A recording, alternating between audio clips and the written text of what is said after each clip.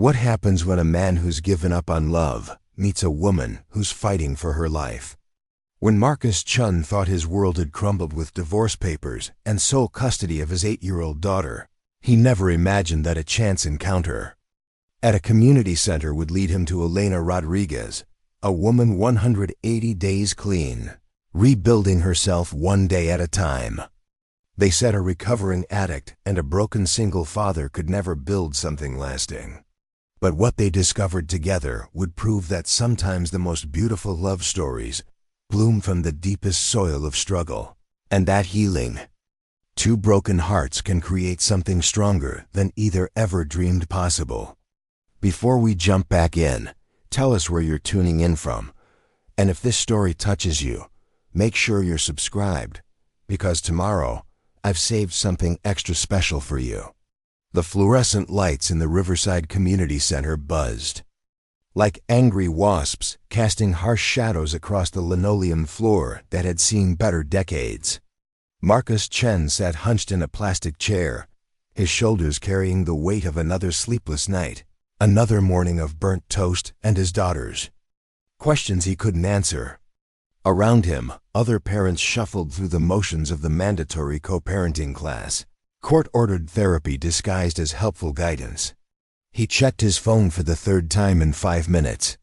7:43 a.m. Emma would be getting ready for school right now, probably struggling with her backpack zipper, the way she did every morning since Sarah left. The way she'd been struggling with everything since their world fell apart 6 months ago. Marcus had never imagined himself here, in a room full of strangers discussing custody schedules and communication strategies. 2 years ago, he'd been an architect with a corner office, designing sustainable housing projects and coming home to family dinners. Now he was a single father working freelance from his laptop at kitchen tables, measuring his days by school pickup times and bedtime stories that felt more like desperate attempts to convince Emma that everything would be okay. The facilitator, a woman named Janet with kind eyes and a voice like warm honey, was explaining something about active listening when the door opened with a soft creak. A woman slipped inside, moving with the careful precision of someone who had learned to take up as little space as possible. She had dark hair pulled back in a simple ponytail, wore a faded denim jacket over a white t-shirt, and carried herself like she was perpetually apologizing for existing. She found an empty chair 3 seats down from Marcus, settling into it, without making eye contact with anyone. He noticed her hands first. They trembled slightly as she reached for the pen and notebook Janet had placed on each chair. Not from nervousness, he realized, but from something deeper. Something that recognized struggle because it lived in the same neighborhood as his own. Elena Rodriguez had been clean for exactly 187 days. She counted them, the way other people counted heartbeats, each one a small victory in a war most people couldn't see. The community center's parenting class wasn't required for her. She didn't have children, at least not anymore, but her sponsor had suggested it as part of rebuilding her life. Learning to be around people again, practicing the art of showing up even when every instinct screamed to run. She'd lost custody of her 4-year-old son Diego 2 years ago, when the pills had finally taken more than she could give. The memory of that day still woke her at 3 a.m., the sound of his crying, as Child Protective Services carried him away, echoing in dreams that felt more real than most of her waking hours. Her sister Maria had taken him in, and Elena was allowed supervised visits twice a month, 2 hours at a time, in a sterile room with toys that smelled like disinfectant and social workers, who smiled with their mouths but watched with their eyes. The chair was uncomfortable, but Elena had learned to find stability in discomfort. Comfort was dangerous. Comfort was where the pills lived, in the space between what hurt and what helped. Until helping became hurting, and hurting became the only thing that felt familiar. She opened her notebook to a fresh page and wrote the date at the top, followed by day 187 in careful script. Janet was talking about building trust with children who had experienced trauma, and Elena felt the familiar tightness in her chest. She'd caused Diego's trauma. She was the reason a 4-year-old boy flinched when adults raised their voices, why he hoarded snacks in his pockets, why he asked Maria every morning if Mama was coming back today. The shame was a living thing, feeding on moments like these, when she was forced to confront the magnitude of what addiction had stolen. Marcus found himself glancing at the woman in the denim jacket more than he should have. There was something about the way she held her pen, the careful attention she paid to Janet's words, the way she seemed to be absorbing every syllable like it might contain the secret to putting broken things back together. When Janet asked for volunteers to practice reflective listening exercises, the woman raised her hand with the hesitant courage of someone who had learned that participation was part of healing. "I'll try," she said, and her voice was softer than Marcus expected, tinged with an accent that suggested Spanish was her first language. Janet paired her with a man named Robert, whose ex-wife had moved to Portland with their twin daughters. Marcus watched as she listened, really listened, nodding at appropriate moments, asking questions that seemed to come from genuine curiosity rather than obligation. When it was her turn to share, she spoke carefully, as if each word was being weighed before release. "My name is Elena. I don't have custody of my son right now, but I'm working toward that goal. I'm here because I want to learn how to be the mother he deserves, even if I wasn't that person before." She paused, her hands steady now. "I believe people can change. I have to believe that. Because if they can't, then I've lost everything. For nothing." The room was quiet after she spoke, not the uncomfortable silence of judgment, but the reverent hush that follows truth spoken without armor. Marcus felt something shift in his chest, a recognition that he couldn't quite name. Here was someone else who understood that parenthood could be both the most important thing you'd ever do and the thing you were most likely to fail at. After the session ended, participants lingered in the hallway, some continuing conversations that had started in the safety of Janet's guidance. Marcus gathered his things slowly, not ready to return to the empty apartment where Emma's artwork covered the refrigerator and silence lived in all the corners where Sarah's laughter used to echo. He was reaching for his jacket when he heard Elena's voice behind him. "Excuse me," she said, and when he turned, she was standing closer than he'd expected, close enough that he could see the small scar above her left eyebrow, the way her dark eyes seemed to hold depths he couldn't measure. "I heard you mention you're an architect. I was wondering, do you know anything about accessibility modifications for older buildings?" Marcus blinked, caught off guard by the practical nature of her question. "Some, yeah." "Are you looking to renovate something?" Elena shook her head. "I work at a recovery center downtown, Nueva Esperanza. We're trying to make our second-floor wheelchair accessible, but the quotes we're getting are way beyond our budget. I thought maybe someone with your background might have ideas we haven't considered." There was something about the way she asked without expectation or entitlement that reminded Marcus of why he'd become an architect in the first place. Not for the corner office or the prestigious projects, but for the satisfaction of solving problems that mattered to real people living real lives. "I could take a look," he heard himself saying. "No charge for a consultation. I'm between projects. Right now anyway." Elena's smile was small but genuine, the first one he'd seen from her all morning. "Really? That would be incredible. We're open most days, but I work there Tuesday through Thursday if you want to stop by." Marcus pulled out his phone to save her contact information, and as she recited her number, he noticed she didn't stumble over the digits the way people sometimes did when they were nervous. Everything about Elena seemed deliberate, considered, like she'd learned to move through the world with intentional care. "Nueva Esperanza," he repeated, typing it into his notes app. "New Hope." "Exactly," Elena said, and something in her voice suggested she understood the weight of hope in ways most people didn't. "It's on 5th Street, across from the library. Big blue building, can't miss it." As she gathered her things and headed toward the exit, Marcus realized he was already looking forward to Tuesday. Not because of the architecture problem, though he genuinely was curious about the accessibility challenge, but because he wanted to see Elena in her element, in a place where she belonged rather than perched carefully on the edge of belonging. The drive home took him through downtown Riverside, a mid-sized city that had seen better decades, but was slowly finding its footing again. Old brick buildings housed new businesses, coffee shops and art galleries, mixing with pawn shops and discount stores in the kind of urban patchwork that told stories of communities in transition. He found himself driving a few blocks out of his way to pass 5th Street, looking for the big blue building she'd mentioned. Preparing and narrating this story took us a lot of time, so if you are enjoying it, subscribe to our channel. It means a lot to us. Now back to the story.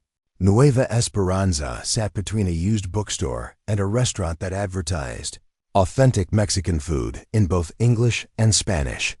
The building itself was probably 60 years old, solid brick construction with large windows that had been painted over and a ramp leading to the front entrance that looked like it had been added as an afterthought. Even from the street, Marcus could see the challenges a second-floor renovation would present.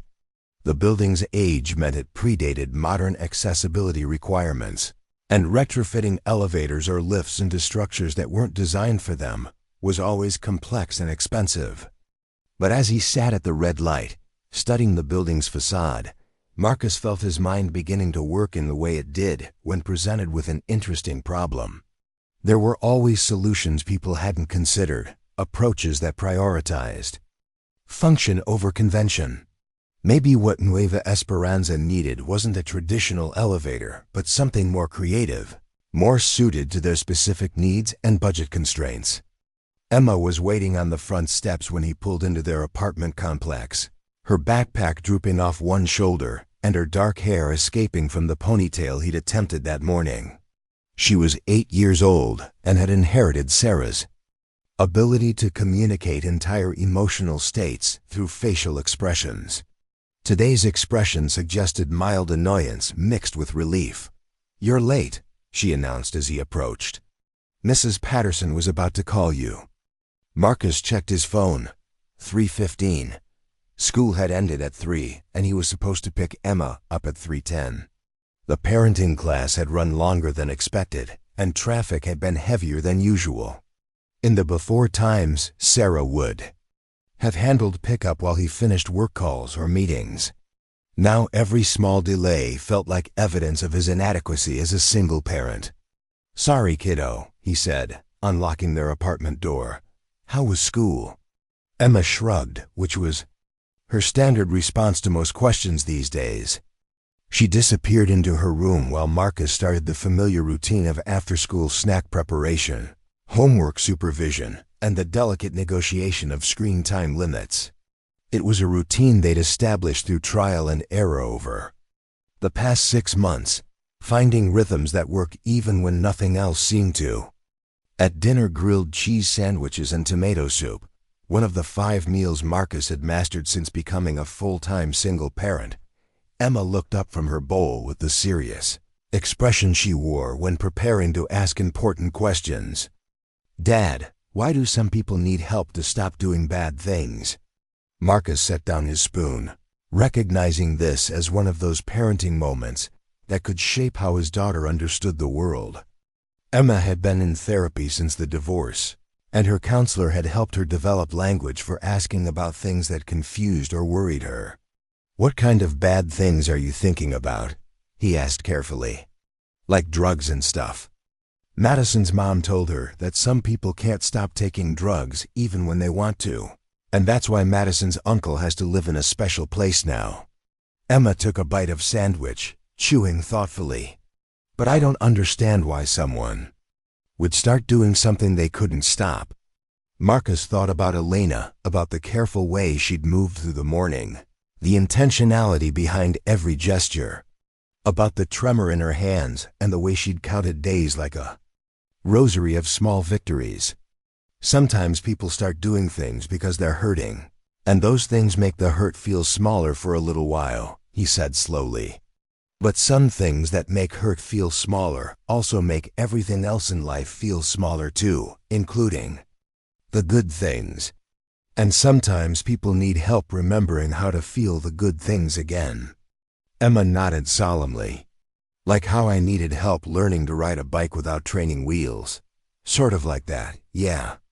Except harder, because the bike keeps trying to tip over even after you've learned to balance. That sounds scary. Marcus reached across the table to squeeze her hand.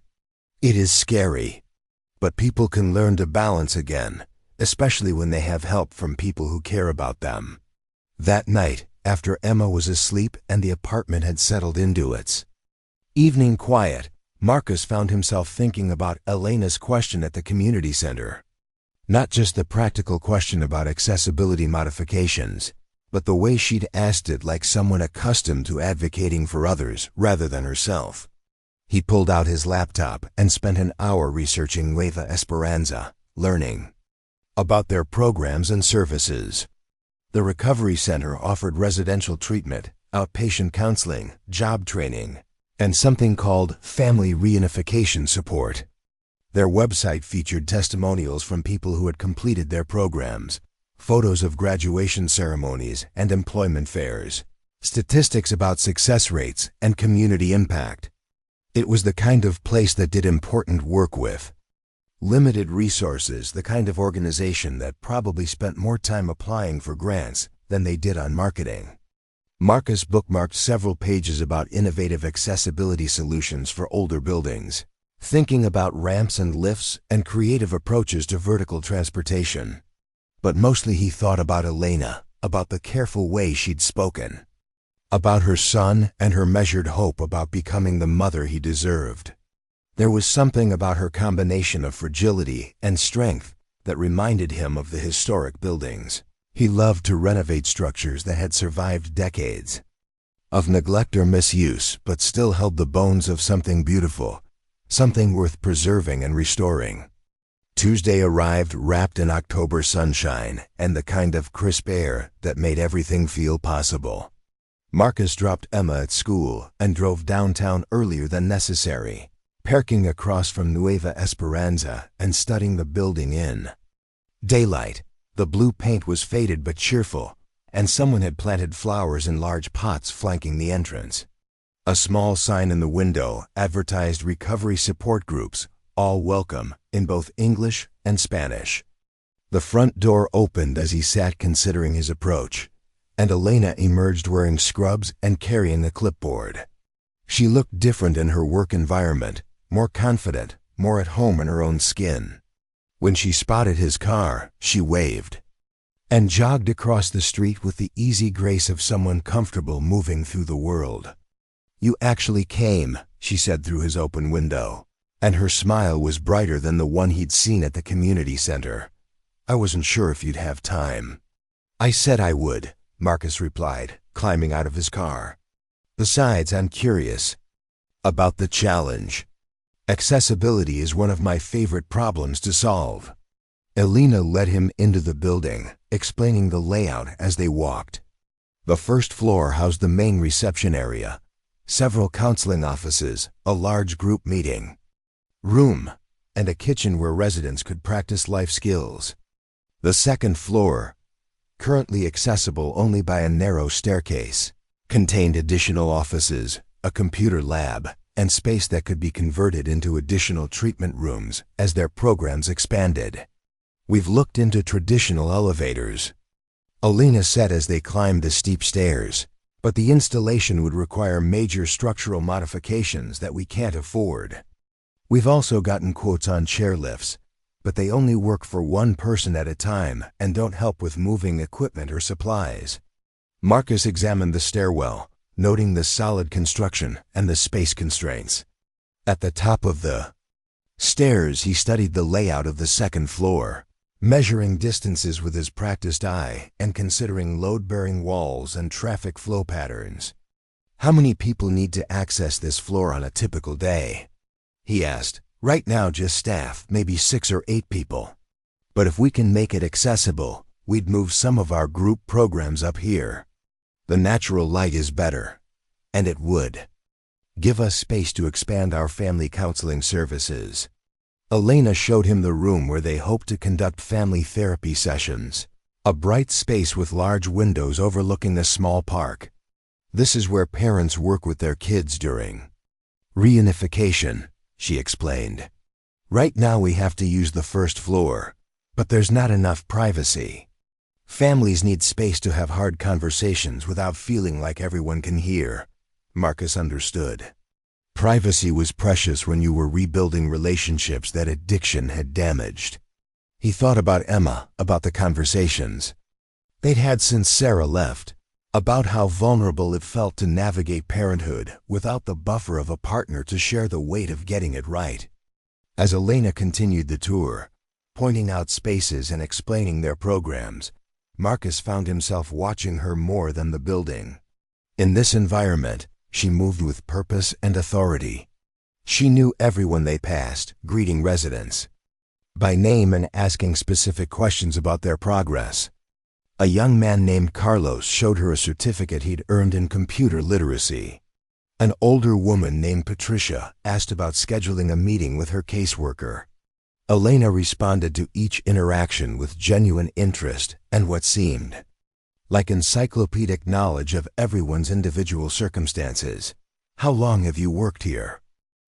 Marcus asked as they completed the circuit of the second floor. 8 months, Elena replied. I started as a volunteer when I was about 90 days clean. They offered me a part-time job at 6 months, and now I'm full-time doing case coordination and family services. Marcus did quick math in his head. If she'd been clean for 187 days at the community center meeting and had started volunteering at 90 days, that meant she'd been working at Nueva Esperanza for almost her entire recovery.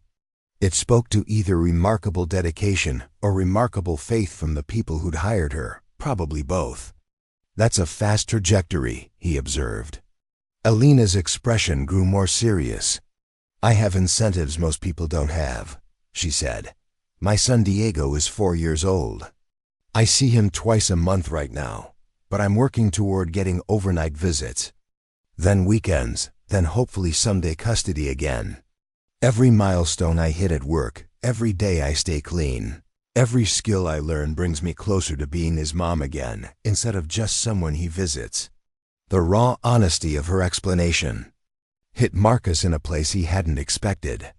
Here was someone rebuilding her life not for abstract concepts like self-improvement or personal growth, but for the most concrete motivation possible: love for her child.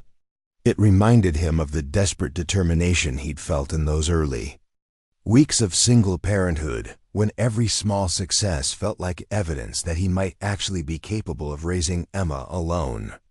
They spent another hour discussing potential solutions for the accessibility challenge.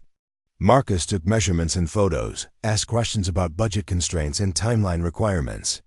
Several ideas were already forming in his mind: creative approaches that prioritized function over convention, solutions that could be implemented in phases as funding became available.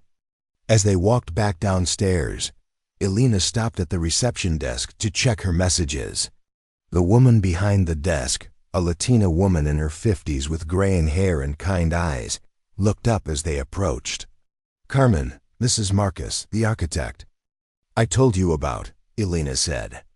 Marcus, this is Carmen Velasquez, our program director. She's the one who actually makes decisions around here.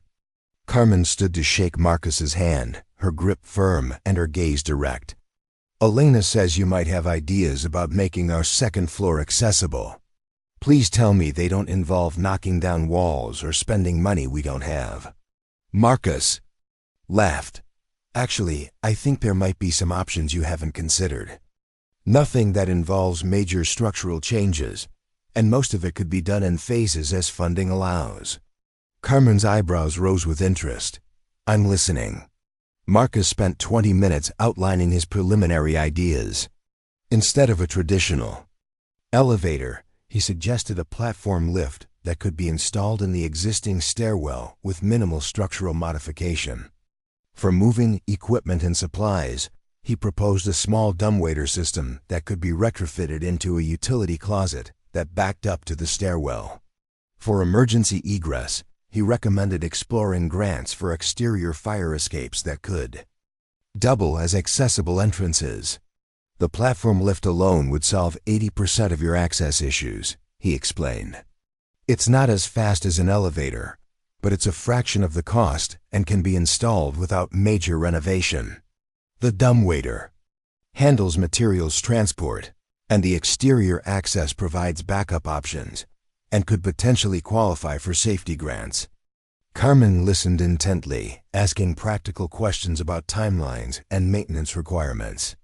By the end of their conversation, she was leaning forward with the expression of someone seeing possibilities she hadn't imagined. What would something like this cost? She asked. Marcus had been doing rough calculations as they talked. For the platform lift and basic modifications, probably around $30,000. The dumbwaiter adds another $5,000 to $8,000. The exterior access depends on the specific solution, but I'd estimate $15,000 to $20,000. So you're looking at maybe $50,000 to $60,000 total, but it could be phased. So you start with the platform lift and add the other elements as funding becomes available. Carmen and Elena exchanged glances.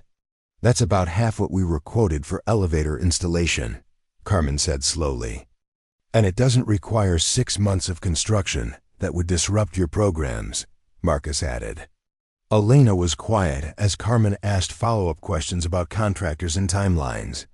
When Carmen finally excused herself to take a phone call, Elena turned to Marcus with an expression he couldn't quite read. "Why are you doing this?" she asked. The question caught him off guard. "Doing what?" "Spending your morning here, coming up with solutions for people you just met, offering to help an organization that probably can't pay you much, if anything." Marcus considered her question, thinking about the real answer, because her careful hope reminded him of something he'd almost forgotten. Because watching her move through Nueva Esperanza with purpose and belonging made him want to be part of something that mattered. Because single parenthood had taught him that everyone was just trying to build something good from whatever materials they had available. "I became an architect because I wanted to solve problems that helped people," he said finally. "Somewhere along the way, I got caught up in projects that looked impressive, but didn't actually improve anyone's life. This feels like getting back to why I started." Elena studied his face as if trying to determine whether his answer was complete. Whatever she found there seemed to satisfy her, because she nodded slowly. "Carmen's right about the money," she sighed. "We're a non-profit that operates on grants and donations. We probably can't afford to pay you what you're worth." Marcus surprised himself by realizing that payment hadn't actually occurred to him. "Maybe we can work something out. I could use the project for my portfolio, and there might be tax benefits for donating professional services. Besides," he added, "I'm between major projects right now. I could use something meaningful to work on." Elena's smile was small but warm. Meaningful work is the best kind. As Marcus drove home that afternoon, he found himself thinking not just about lift mechanisms and accessibility solutions, but about the way Elena had moved through Nueva Esperanza like someone who belonged there. She'd known everyone's names, understood their individual struggles, responded to their questions with expertise and genuine care. It was hard to reconcile the confident professional he'd observed with the careful, almost fragile woman he'd met at the community center. But maybe that was the point. Maybe recovery wasn't about becoming a different person, but about finding your way back to the person you'd always been underneath, whatever had broken you. Elena working at Nueva Esperanza reminded him of himself designing sustainable housing projects, both of them doing work that aligned with their deepest values, using their skills to create something bigger than themselves. Emma was in an unusually talkative mood at dinner, chattering about a science project on renewable energy, and a new friend named Aisha, who had moved to Riverside from Somalia. As Marcus listened to her animated description of Asisha's stories about her homeland, He found himself thinking about resilience, about how people rebuilt their lives in new places with new languages and new challenges. "Dad, are you listening?" Emma asked, interrupting his reverie. "Sorry, kiddo. You were telling me about Aisha's family. I was asking if we could invite her over for a play date. Her mom seems really nice, but she doesn't speak much English yet. Aisha translates everything for her." Marcus nodded, making a mental note to coordinate with Aisha's family. "That sounds great. Maybe this weekend?" "Really?" Emma's face lit up with the kind of joy that reminded Marcus why every difficult day of single parenthood was worth it. "Can we make that pasta salad you made last time?" Aisha said she's never had pasta salad before. As Emma continued planning the playdate, Marcus realized that his daughter was teaching him something about resilience too. 6 months ago, she'd been a child whose world had been shattered by divorce, who'd cried herself to sleep asking when mommy was coming home. Now she was making new friends, trying new things, adapting to their new normal with the flexibility that seemed to come naturally to children. Maybe that was what recovery looked like, not dramatic transformation, but small adaptations, daily. Choices to build something new from whatever remained. Elena counting days, learning to move through the world with intention. Marcus learning to braid hair and pack school lunches and navigate parent-teacher conferences alone. Emma making friends who spoke different languages and asking for playdates with the confidence of someone who'd learned that home could be rebuilt even after it fell apart. That night, after Emma was asleep, Marcus found himself sketching preliminary designs for the Nueva Esperanza Accessibility Project. He started with technical drawings, measurements, and specifications for platform lifts and structural modifications, but found his pencil wandering toward more artistic renderings. The building as it could be, with people moving freely between floors, families having private conversations in sunlit rooms, residents accessing all the resources they needed to rebuild their lives. He was adding details to a drawing of the second-floor therapy room when his phone buzzed with a text from an unknown number. "Hi, this is Elena from Nueva Esperanza. I hope it's okay that I got your number from the form you filled out at the community center. I wanted to thank you again for today, and to let you know that Carmen spent an hour after you left researching platform lifts and grant opportunities. You've given us hope that this might actually be possible." Marcus stared at the message for a long moment before typing back, "Glad I could help. I meant what I said about wanting to work on the project. I'll put together a more detailed proposal and timeline if you're interested." Her response came quickly. "We're very interested. Carmen wants to know if you'd be willing to present your ideas to our board of directors. They meet next Thursday evening." Marcus found himself typing "yes" before he'd fully thought through the implications. A board presentation meant this was becoming real, that his morning tour had evolved into an actual commitment. But as he looked at his sketches, at the drawings of people moving freely through spaces designed to help them heal, he realized he wanted this project to become real. "Perfect," Elena texted back. "I'll send you the details. And Marcus? Thank you for seeing possibilities instead of just problems." After she signed off, Marcus sat in his quiet apartment, looking at his drawings and thinking about possibilities. 6 months ago, his life had been defined by what he'd lost: his marriage, his family structure, his vision of how the future was supposed to unfold. Tonight, for the first time since Sarah left, he was thinking about what he might build. The Nueva Esperanza board meeting was held in the basement of St. Michael's Episcopal Church, a space that smelled of coffee and floor wax and decades of community gatherings. Folding chairs arranged in a rough circle faced a projection screen that had seen better years, and fluorescent lights hummed overhead with the persistence of old electrical systems. Marcus arrived 15 minutes early, carrying a briefcase full of architectural drawings and a laptop loaded with cost estimates he'd spent the previous week refining. Elena was already there, setting up a small table with bottled water and folders full of documentation. She wore a navy blazer over Dark slacks, her hair pulled back in a professional bun that made her look older and more formal than he'd seen her before. When she spotted him, her smile was quick but nervous. "You clean up nice," she said, gesturing to his charcoal suit and tie. "Very architect-like," Marcus laughed, adjusting his cufflinks. "Emma helped me pick out the tie. She said the blue one made me look trustworthy. Smart kid." "How old did you say she was?" 8 going on 35. "She's been my unofficial style consultant since the divorce." Elena's expression softened. "Kids have good instincts about people.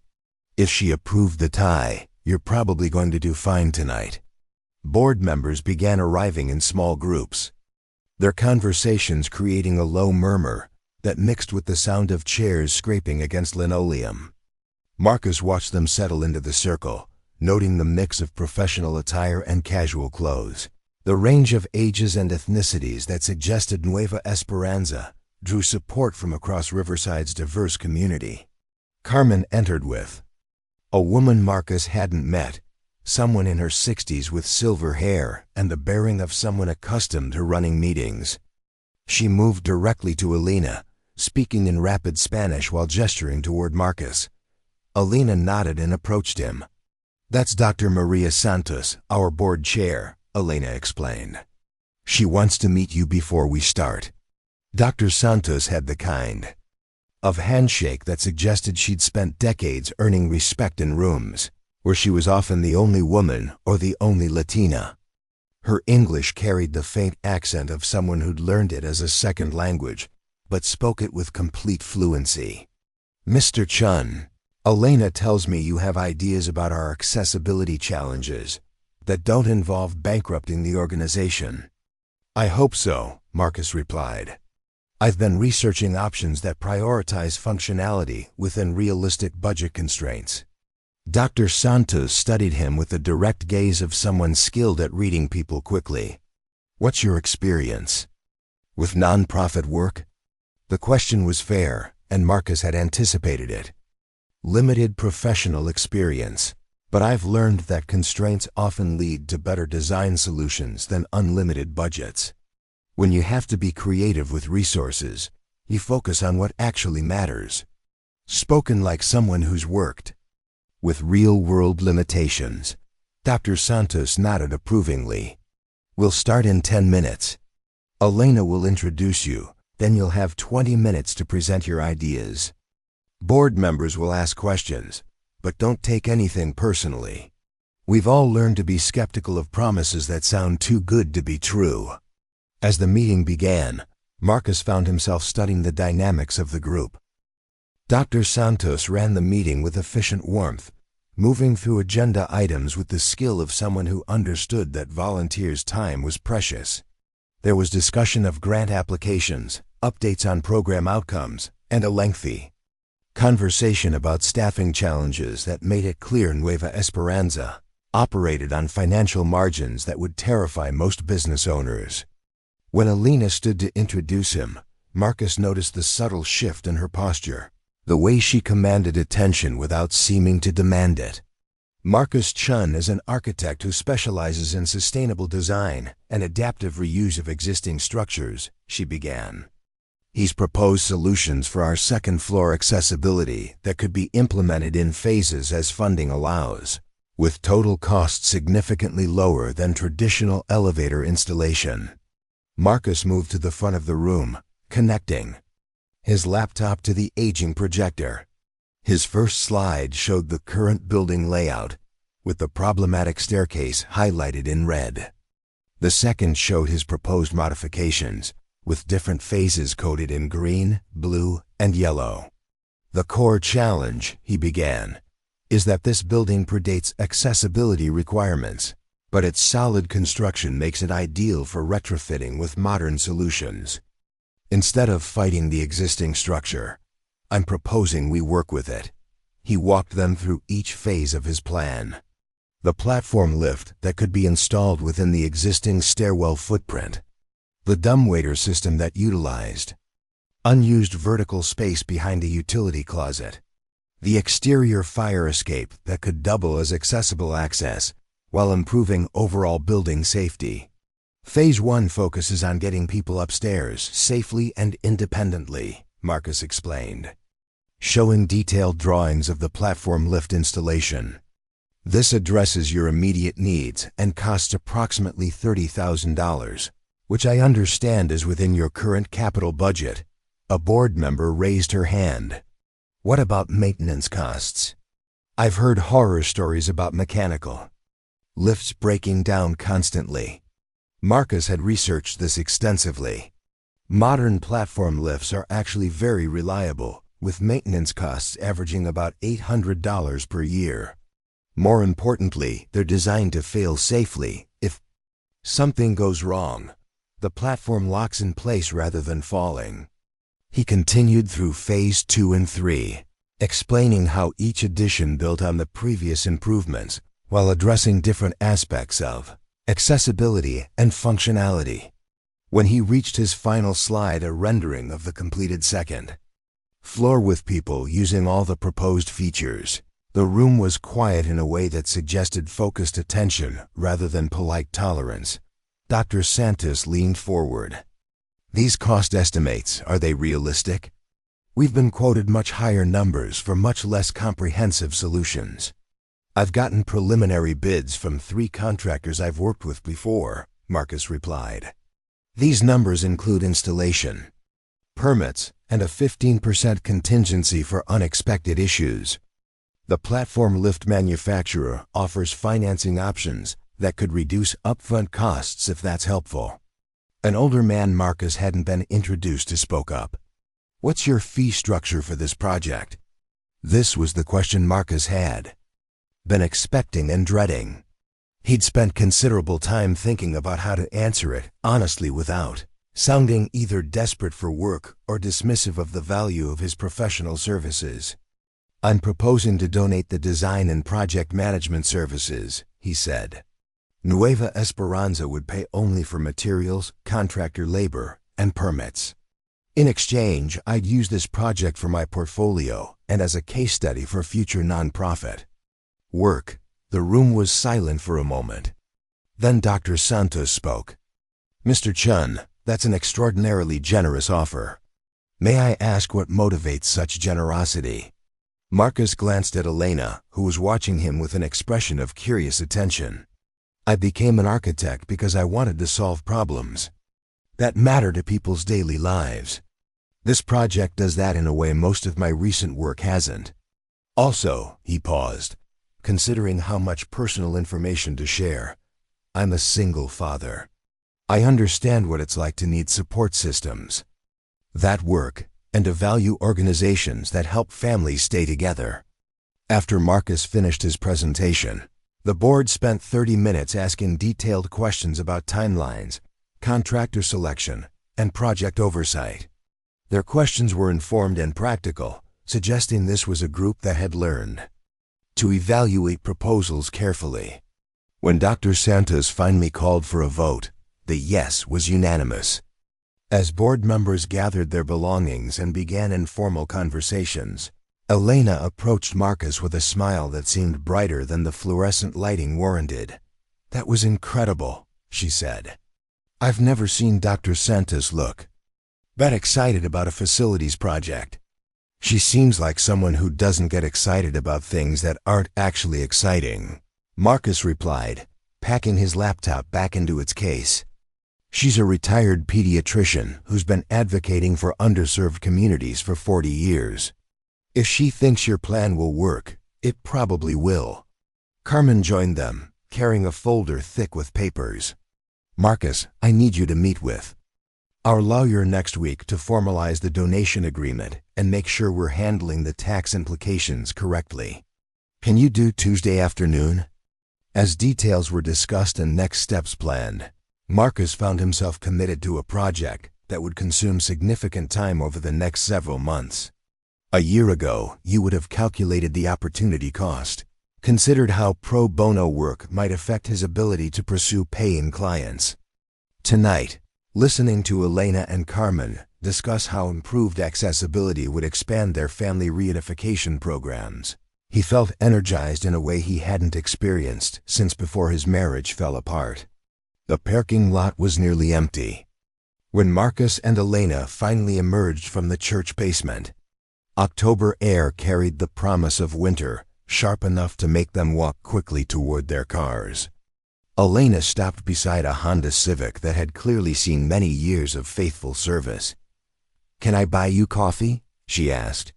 "I know it's late, but I'm too wired to go home yet, and I feel like I should properly thank you for what just happened in there." Marcus checked his phone. 9:30, which meant Emma had been asleep for an hour, and Mrs. Rodriguez from upstairs was probably reading on his couch, waiting for him to return. "I should probably get home to relieve my babysitter, but rain check?" Elena nodded, but something in her expression made him reconsider. "Actually, let me text Mrs. Rodriguez. She might be willing to stay another hour." Mrs. Rodriguez responded immediately that she was fine staying later, that Emma had gone to bed without any problems, and that Marcus should take his time. 20 minutes later, he and Elena were sitting in a 24-hour diner called Mel's, sharing a piece of apple pie and drinking coffee that was stronger than anything Marcus usually consumed after 6 p.m. "So," Elena said, stirring cream into her cup, "tell me about this daughter who picks out your ties." Marcus found himself describing Emma with the mixture of pride and bewilderment that seemed to characterize most of his thoughts about parenthood. How she'd adapted to their new living situation with resilience that amazed him. How she asked questions that forced him to think carefully about the answers he gave. How she seemed to understand instinctively that some days were harder than others and would appear at his side with drawings or stories designed to make him smile. "She sounds remarkable," Elena said.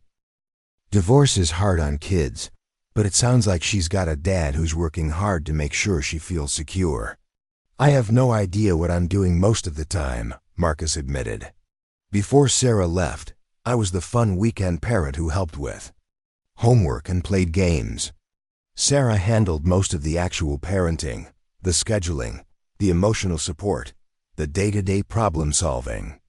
Now I'm responsible for all of it, and some days I feel like I'm barely keeping up." Elena's expression grew thoughtful. "That feeling of barely keeping up, I know it well. Different circumstances, but the same sensation of being responsible for something precious and feeling inadequate to the task." "Your son," Marcus said gently. Elena nodded. "Diego. He's 4, which means he's old enough to remember me before, but young enough that every day I'm away changes him. When I see him now, I can tell he's become more cautious, more careful about trusting that adults will be there when they say they will. I did that to him." The pain in her voice was raw enough that Marcus felt like he was intruding on something private, but Elena continued, seemingly needing to voice thoughts she didn't often share. "People in recovery talk a lot about making amends, about acknowledging the harm we've caused and working to repair it. But how do you make amends to a 4-year-old for 2 years of not being the mother he needed? How do you explain addiction to someone who still believes in magic and monsters under the bed?"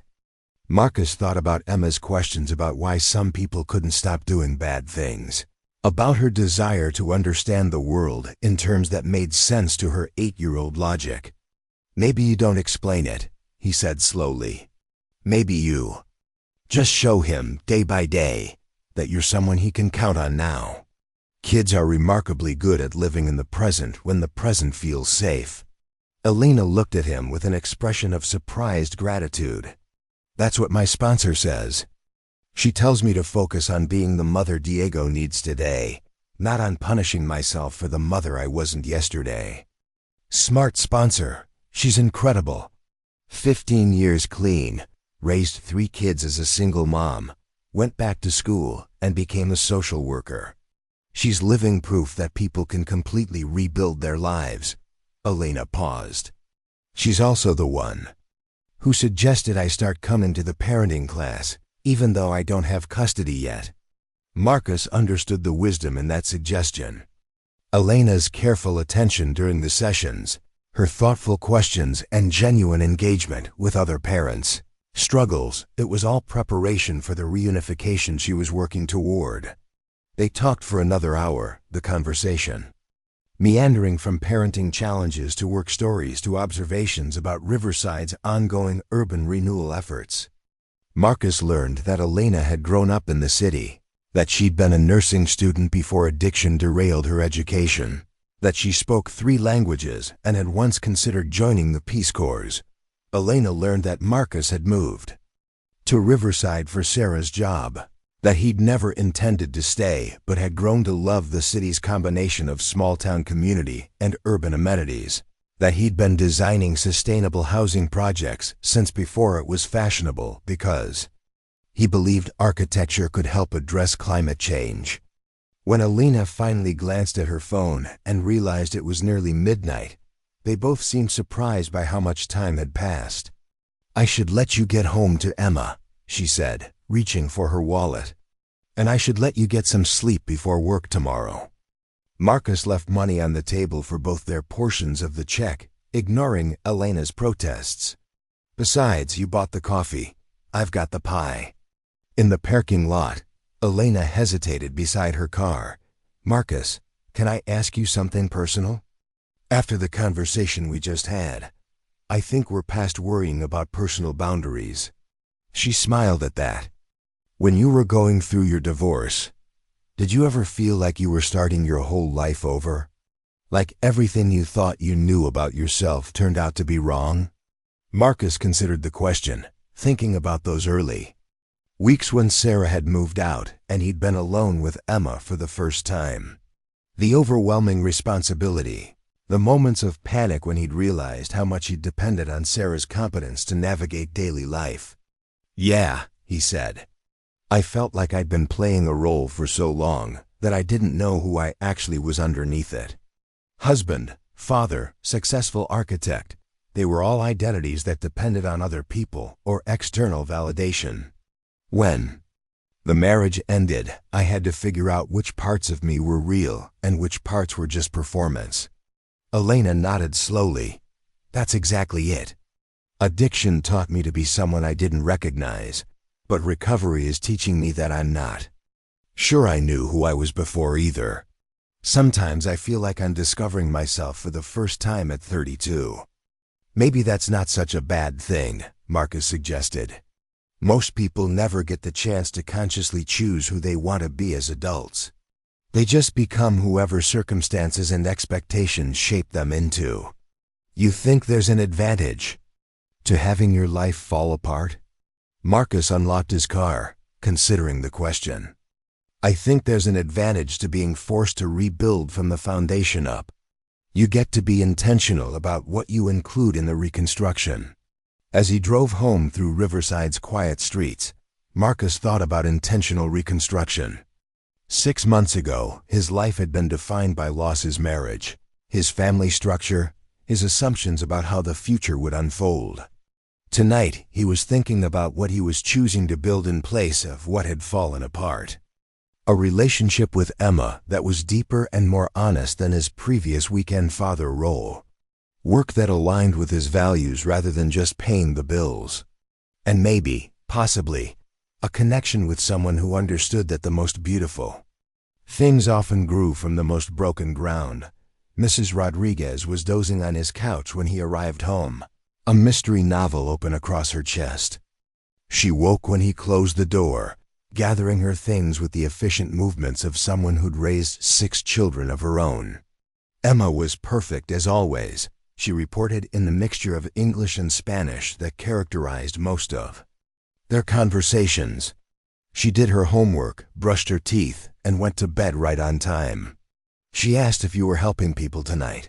What did you tell her? I told her that her papa is a good man who uses his talents to help others, and that she should be proud of him. Mrs. Rodriguez patted his arm with maternal affection. She said she already knew that. After Mrs. Rodriguez left, Marcus checked on Emma, who was sleeping peacefully surrounded by stuffed animals and library books. Her room was the one space in their apartment that felt completely settled, decorated with her artwork and photos, and collections of rocks and shells that she'd gathered from various adventures. Looking at her sleeping face, Marcus felt the familiar mixture of overwhelming love and terrifying responsibility that seemed to define modern parenthood. In his own room, he found himself thinking about Elena's question about starting life over. The truth was more complicated than what he'd told her. Yes, the divorce had forced him to rebuild his understanding of himself. But it had also revealed parts of himself that had been there all along, buried under years of trying to be the man he thought Sarah wanted, the father he thought Emma needed, the professional he thought would command respect. The Marcus who'd presented accessibility solutions to Nueva Esperanza's board tonight was someone he recognized but hadn't seen in years. Someone who cared more about solving meaningful problems than impressing clients with expensive solutions. Someone willing to donate professional services because the project aligned with his values. Someone comfortable speaking passionately about work that mattered. His phone buzzed with a text from Elena. "Thank you for tonight." Not just the presentation, but the conversation afterward. "It's been a long time since I've talked to someone who understands that rebuilding is harder than building from scratch, but maybe more honest." Marcus typed back, "Thank you for asking me to be part of this project. I haven't been this excited about work in years." "Get some sleep," she replied. "Tomorrow we start making accessibility happen." As he settled into bed, Marcus realized that Elena was right. Tomorrow they would start making accessibility happen, but it would be about more than ramps and lifts and modified staircases. It would be about creating spaces where healing could occur, where families could reconnect, where people rebuilding their lives could access all the resources they needed. But it would also be about something more personal. For the first time since his divorce, Marcus was looking forward to tomorrow, not just because of Emma, not just because of work obligations, but because of a connection with another adult who understood that the most important conversations happened after midnight, in diners that served apple pie and strong coffee. The Nueva Esperanza project would take months to complete, requiring countless meetings and decisions and problem-solving sessions. It would mean spending time with Elena, watching her navigate her recovery and her work toward reunification with Diego. It would mean becoming part of a community that understood healing as a daily choice rather than a destination. Marcus fell asleep thinking about platform lifts and family therapy rooms, and a woman who counted days like victories, who moved through her world with the careful intentionality of someone who had learned that every moment was both fragile and precious. Tomorrow would bring new challenges, new opportunities to build something meaningful from whatever materials were available. But tonight, for the first time in months, Marcus fell asleep without the familiar weight of loneliness pressing against his chest. Tonight, he fell asleep planning for a future that felt possible rather than just survivable. The following Tuesday, Marcus met with Nueva Esperanza's lawyer, a sharp woman named Patricia Hendricks who specialized in nonprofit law and had been donating her services to the organization for nearly a decade. Her office was located in a converted warehouse downtown with exposed brick walls and windows that overlooked the river that gave Riverside its name. "Elena tells me you're donating architectural services for the accessibility project," Patricia said, reviewing the documents Marcus had prepared. "That's a significant contribution, probably worth $40,000 to $50,000 in professional fees." Marcus nodded. "I want to make sure we structure it correctly for tax purposes, both for Nueva Esperanza and for my business." Patricia walked him through the legal requirements for charitable donations of professional services, explaining how to document the contribution properly and what records he'd need to maintain. As they discussed the details, Marcus found himself answering questions about his motivations that went beyond simple altruism. "You seem very invested in this particular project," Patricia observed. "Is this part of a broader practice focus on nonprofit work?" It might be, Marcus replied, surprised by his own answer. I've been thinking about how to align my professional work more closely with my personal values. This project feels like a step in that direction. Patricia leaned back in her chair, studying him with the analytical gaze of someone who'd spent years evaluating people's motivations and intentions. Elena mentioned you're a single father. How does that factor into your career planning? The question was fair, and Marcus had been thinking about it himself. Single parenthood had forced him to reconsider the work-life balance that had characterized his career before Emma became his primary responsibility. I need work that's flexible enough to accommodate Emma's schedule, but meaningful enough to justify the time I spend away from her, he explained. High-pressure commercial projects with impossible deadlines don't make sense for my life anymore.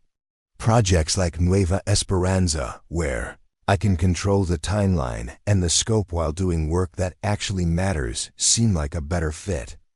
Have you considered transitioning to focus exclusively on nonprofit and community development work? Marcus had considered it, but tentatively, the way someone considers possibilities that seem too good to be practical. The economics seem challenging. How many nonprofits can afford comprehensive architectural services? Patricia smiled.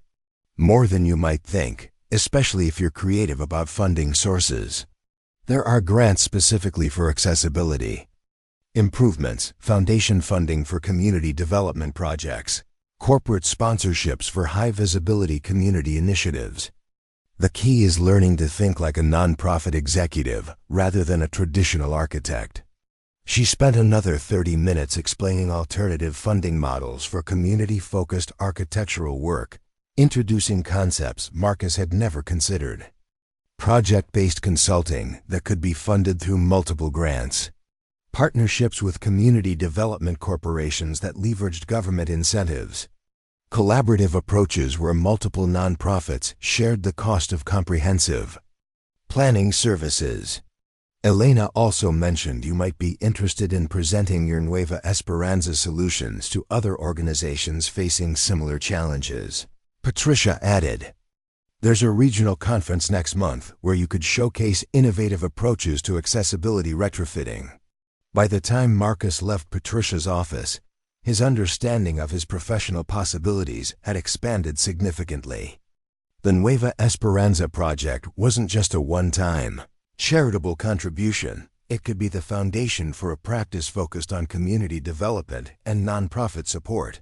Work that aligned with his values while providing the flexibility his life as a single father required. That evening, he found himself sketching ideas for other potential projects. Community centers that needed sustainable energy retrofits.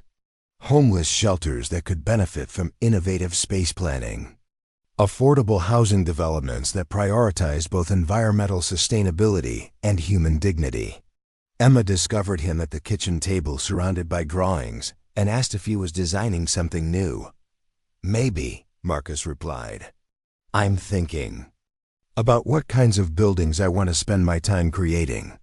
Emma studied his sketches with the serious attention she brought to anything that seemed important to him. These look like places where people would feel safe, she observed.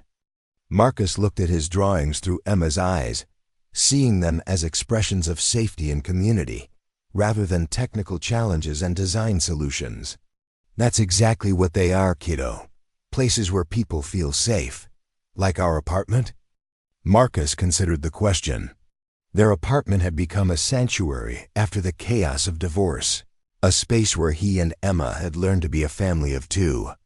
But it was more than safe. It was home in a way that felt intentional and chosen, rather than simply inherited.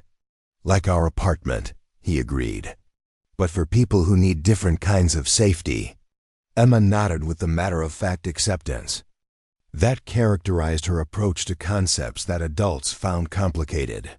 In her world, safety was a basic requirement, something every person deserved, and adults who worked to create safe spaces for others were simply doing what adults were supposed to do. As Marcus tucked her into bed that night, Emma asked if he would be working on the Safe Places project for a long time. Probably, he said. Is that okay with you? Will you still have time to help me with my science fair project? Absolutely. In fact, maybe we could do something related to sustainable building design. You're always interested in how things work. Emma's eyes lit up with the enthusiasm she brought to new learning opportunities. Could we build a model house that uses solar power and rainwater collection? Marcus realized his daughter had just described exactly the kind of project that could showcase sustainable design principles while engaging young people in thinking about environmental stewardship. That's a brilliant idea. We could even present it to some of the organizations I'm working with. Show them how sustainability and affordability can work together. As Emma drifted off to sleep, Marcus found himself thinking about the unexpected ways his personal and professional lives were beginning to align. The Nueva Esperanza project had started as a simple consultation about accessibility challenges, but it was evolving into something larger, a new understanding of how his skills could serve community needs, how meaningful work could coexist with responsible parenting, how building relationships and building structures could be part of the same larger purpose. His phone buzzed with a text from Elena. Carmen got the preliminary approval for the Platform Lift grant application. Looks like Phase 1 might be funded sooner than we expected. Marcus typed back, "That's incredible news. When do we start?" "Meeting tomorrow at 4 to review contractor bids." "Can you make it?" "Wouldn't miss it." As he prepared for bed, Marcus realized that his answer was true in ways that extended beyond professional commitment. He wouldn't miss the meeting because the project mattered, because accessibility was important, because Nueva Esperanza was doing work that deserved support. But he also wouldn't miss it because it meant spending time with Elena, watching her navigate the complex world of nonprofit management with growing confidence and expertise. The attraction he felt toward her was still tentative, complicated by their respective situations and the professional nature of their collaboration. But it was real, rooted in admiration for her strength and intelligence, her commitment to rebuilding her life in service of something larger than herself. Tomorrow would bring contractor meetings and budget discussions and timeline negotiations. But it would also bring the possibility of conversations that extended beyond work, moments of connection that suggested friendship at minimum and perhaps something deeper if circumstances allowed. Marcus fell asleep thinking about platform lifts and sustainable building design and a woman who approached recovery with the same methodical determination he brought to architectural challenges. Tomorrow would be another day of building something meaningful from whatever materials were available, another step toward the life he was choosing to create, rather than simply accepting what remained after everything fell apart. The first snow of the season fell on a Thursday in November, dusting Riverside with the kind of pristine white that made even the industrial sections of downtown look peaceful. Marcus stood at the window of Nueva Esperanza's second floor, watching flakes drift past the glass while the sound of construction echoed from the stairwell below. The platform lift installation was in its third week, and the steady rhythm of drilling and hammering had become the soundtrack of daily operations. Elena appeared beside him, carrying 2 cups of coffee and wearing the kind of satisfied expression that suggested good news. "The inspector just signed off on the electrical work," she announced. "We're ahead of schedule and under budget." Marcus accepted the coffee gratefully, noting that Elena had remembered he preferred it black with just a touch of sugar. Over the past month, they'd developed the kind of working relationship built on small observations and accommodations, the gradual accumulation of attention that suggested friendship deepening into something more intentional. "Rodriguez and his crew know what they're doing," Marcus replied, referring to the contractor who'd been handling the installation. "I've worked with them before, but never on a project where every dollar mattered this much." Elena leaned against the window frame, watching the construction activity below. "It's strange seeing the building change.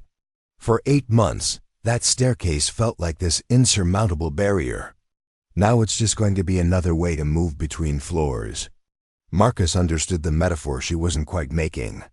Physical barriers and emotional ones often felt equally solid until someone demonstrated they could be modified, worked around, or eliminated entirely. Elena's recovery had been its own kind of accessibility project, creating pathways between who she'd been and who she was becoming. Speaking of moving between floors, Elena continued, Carmen wants to know if you're available Saturday morning. We're having a volunteer appreciation breakfast, and she'd like you to see the second-floor spaces when they're full of people rather than construction equipment. Marcus had been planning to spend Saturday morning with Emma, but the previous week she'd been invited to a sleepover Friday night at her friend Aisha's house. The timing worked perfectly, and he found himself looking forward to seeing Nueva Esperanza's programs in action rather than just studying empty rooms and architectural drawings. I'll be there, he said. What time? 9 to 11. Nothing formal, just food and conversation and a chance for people to meet the architect who's making their workspace more accessible. As Elena described the event, Marcus found himself watching her face more than listening to the details. Over the past month, he'd observed subtle changes in her demeanor and confidence. The careful hesitation that had characterized her movements at the community center had evolved into something more assured, though still thoughtful. She spoke about Nueva Esperanza's programs and clients with the expertise of someone who'd moved beyond simply doing her job to truly understanding the mission. Elena, he said when she finished explaining the breakfast logistics, can I ask you something personal? She raised an eyebrow, but her expression was amused rather than defensive.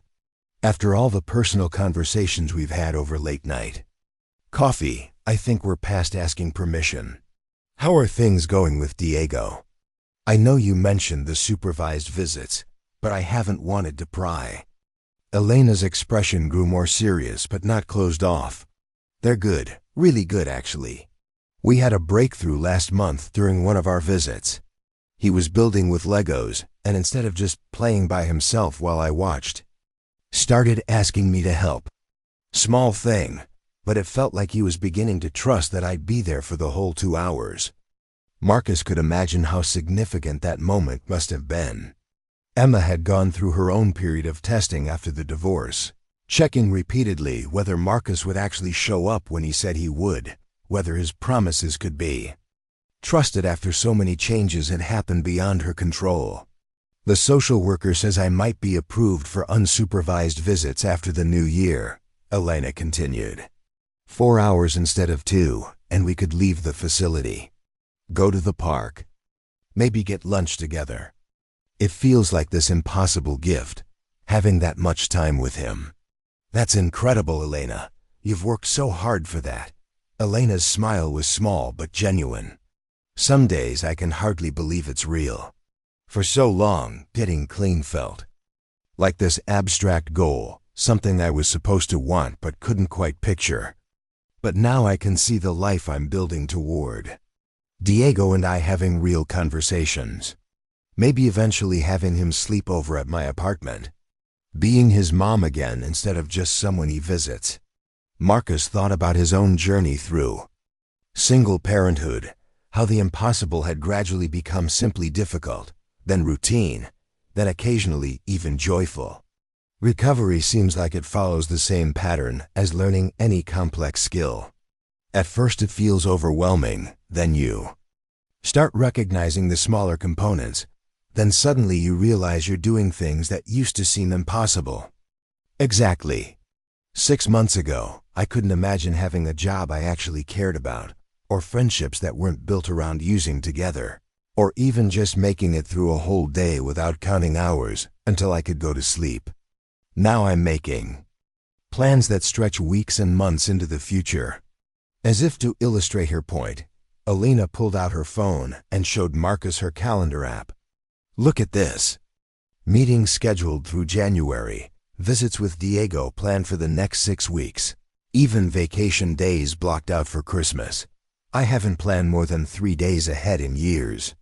Marcus examined her calendar, noting how she'd color-coded different types of commitments and included detailed notes about preparation required for various meetings. It was the calendar of someone who'd learned to treat time as a precious resource, rather than something to simply endure. "What are you doing for Christmas?" he asked, then immediately wondered if the question was too personal or implied an invitation he wasn't ready to extend. "Diego's spending Christmas morning with my sister's family, and I'm allowed to join them for lunch. It'll be the first Christmas I've been included in family celebrations since I got clean." Elena's voice carried a mixture of anticipation and nervousness. "Maria's been incredibly generous about letting me be part of Diego's life again, but family gatherings are still complicated. Everyone wants to support my recovery, but they're also protective of Diego. It's a delicate balance." Marcus understood family dynamics complicated by protective instincts and uncertain boundaries. His own parents lived across the country and had struggled to know how to help during his divorce, whether to offer practical support or emotional encouragement, or simply respectful distance. "What about you?" Elena asked. "Any holiday traditions you and Emma are looking forward to?" Marcus realized he'd been so focused on managing the day-to-day challenges of single parenthood that he hadn't given much thought to how they'd celebrate Christmas. Last year, Emma had spent Christmas morning with Sarah and her new boyfriend, returning to Marcus that evening with a kind of forced cheerfulness that suggested she'd been working hard to make everyone feel comfortable. "We haven't really figured out our own traditions yet," he admitted. "Last year was still too raw. Too much about navigating what Sarah and I had agreed to versus what actually felt right for Emma. This year I want to do something that's ours, but I'm not sure what that looks like." Elena nodded with understanding. "Recovery is full of firsts like that. First birthday sober, first holiday season without using, first time celebrating something good happening instead of just surviving something bad. It's exciting and terrifying at the same time." Their conversation was interrupted by shouting from the stairwell, but it was celebratory rather than alarmed. Marcus and Elena rushed to investigate, finding Rodriguez and his crew gathered around the newly installed platform lift, which had just completed its first successful test run from ground floor to second floor. "Perfect operation," Rodriguez announced with the satisfaction of someone who'd spent 3 weeks ensuring every detail met specifications. "Smooth, quiet, and exactly the speed we calculated. Want to be the first official passengers?" Elena looked at Marcus with an expression of excitement mixed with symbolic significance. Together, they stepped onto the platform, and Rodriguez activated the controls from the ground floor panel. The lift rose steadily and smoothly, carrying them from the first floor to the second in less than 30 seconds. "It's so quiet," Elena marveled as they reached the top. "I was expecting something louder, more mechanical." Marcus activated the second floor controls, sending the platform back down to demonstrate that users could operate it independently from either level. Modern systems are designed for residential use, so noise control is a priority. This is actually quieter than most elevators. As they watched the platform descend and return, Marcus found himself thinking about metaphors for progress and accessibility. The lift would allow Nueva Esperanza to expand their family counseling programs, provide better workspace for staff, and serve clients with mobility limitations who had previously been excluded from second-floor resources. But it also represented something larger about creating pathways where none had existed before, about refusing to accept that barriers were permanent simply because they'd been there for a long time. Over the following weeks, as the final details of the platform lift installation were completed, and the second phase of Marcus's accessibility plan began moving through grant application processes, he and Elena fell into a routine of regular collaboration that extended beyond professional necessity. They met for coffee every Tuesday morning to discuss project updates, but their conversations increasingly wandered toward personal territory. Elena shared stories about her nursing school training, her family's immigration from El Salvador when she was 12, her struggles with learning English and adapting to American cultural expectations. Marcus talked about his architecture education, his early career designing commercial developments that prioritized profit over community impact, his growing awareness that meaningful work required intentional choices about which projects to accept. "Sometimes I think addiction saved my life," Elena said one Tuesday morning, surprising Marcus with the unexpected framing. "Not the addiction itself, obviously, but the fact that it forced me to completely rebuild my understanding of who I am and what matters to me." Marcus stirred sugar into his coffee, considering her perspective. "How so?" "Before pills, I was just drifting through life making decisions based on what other people expected or what seemed easier in the moment. I became a nursing student because my family thought it was a good career for women. I dated men who seemed stable rather than men I actually connected with. I made choices based on avoiding conflict rather than pursuing what I actually wanted." Elena paused, organizing her thoughts. "Recovery forced me to get honest about what I value, what I'm willing to work for, what kind of person I want to be. I had to learn to make decisions based on my own moral compass, instead of just trying to keep everyone else comfortable." Marcus nodded, recognizing similar themes in his own experience of rebuilding after divorce. "I've been thinking about that too. Before Sarah left, I was so focused on being a good husband and provider that I forgot to pay attention to whether I was being authentic to myself. I was performing the role of successful architect and family man without questioning whether those roles actually fit who I was. And now?" Marcus considered the question, thinking about the satisfaction he'd found in the Nueva Esperanza project. The way working on community-focused architecture felt more aligned with his core values than any project he'd completed in the previous 5 years. "Now I'm trying to make choices based on what feels meaningful rather than what looks impressive from the outside.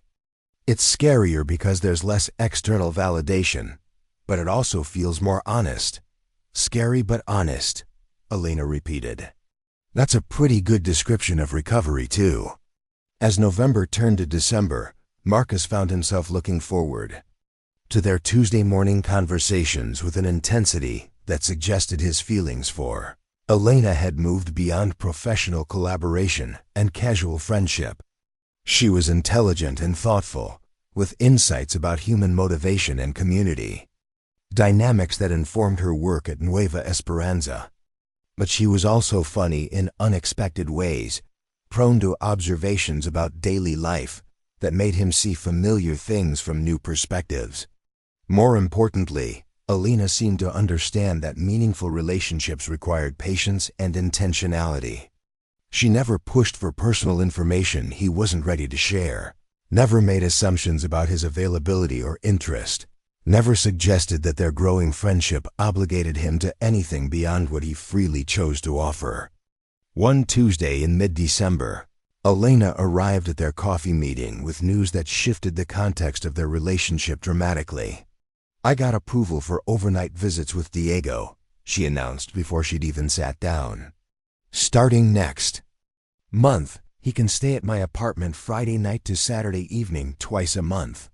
Marcus felt a surge of genuine happiness for her, understanding how significant this milestone was in her journey toward reunification. "Elena, that's incredible. You must be over the moon." "I am, but I'm also terrified," she admitted. "What if I mess up? What if he has a nightmare and I don't know how to help him? What if he asks questions about the time I was gone that I don't know how to answer?"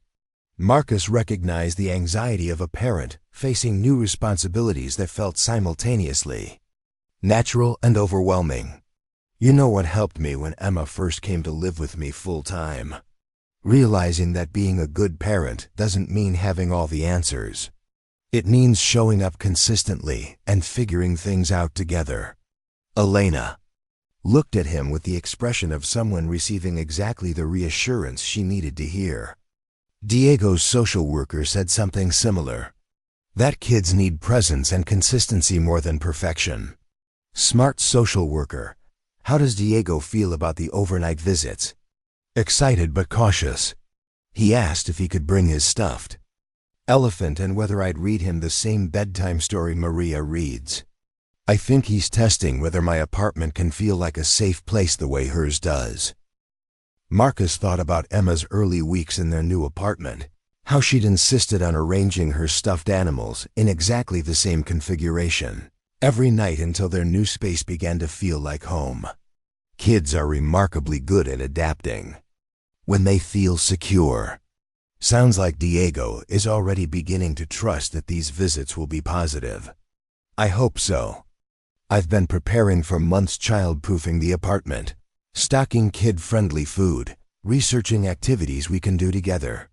But I know the most important thing is just being present with him without trying to make up for lost time all at once. As Elena described her preparations, Marcus found himself imagining her apartment filled with a 4-year-old's energy and curiosity. He pictured her reading bedtime stories, helping with bath time, navigating the ordinary challenges of single parenthood that would be entirely new for her after 2 years of supervised visits. If you ever want to talk through any of the logistics, I'm happy to share what I've learned about single parenting, he offered. Not that our situations are the same, but some of the practical stuff is universal. Elena's smile was warm and grateful. I might take you up on that.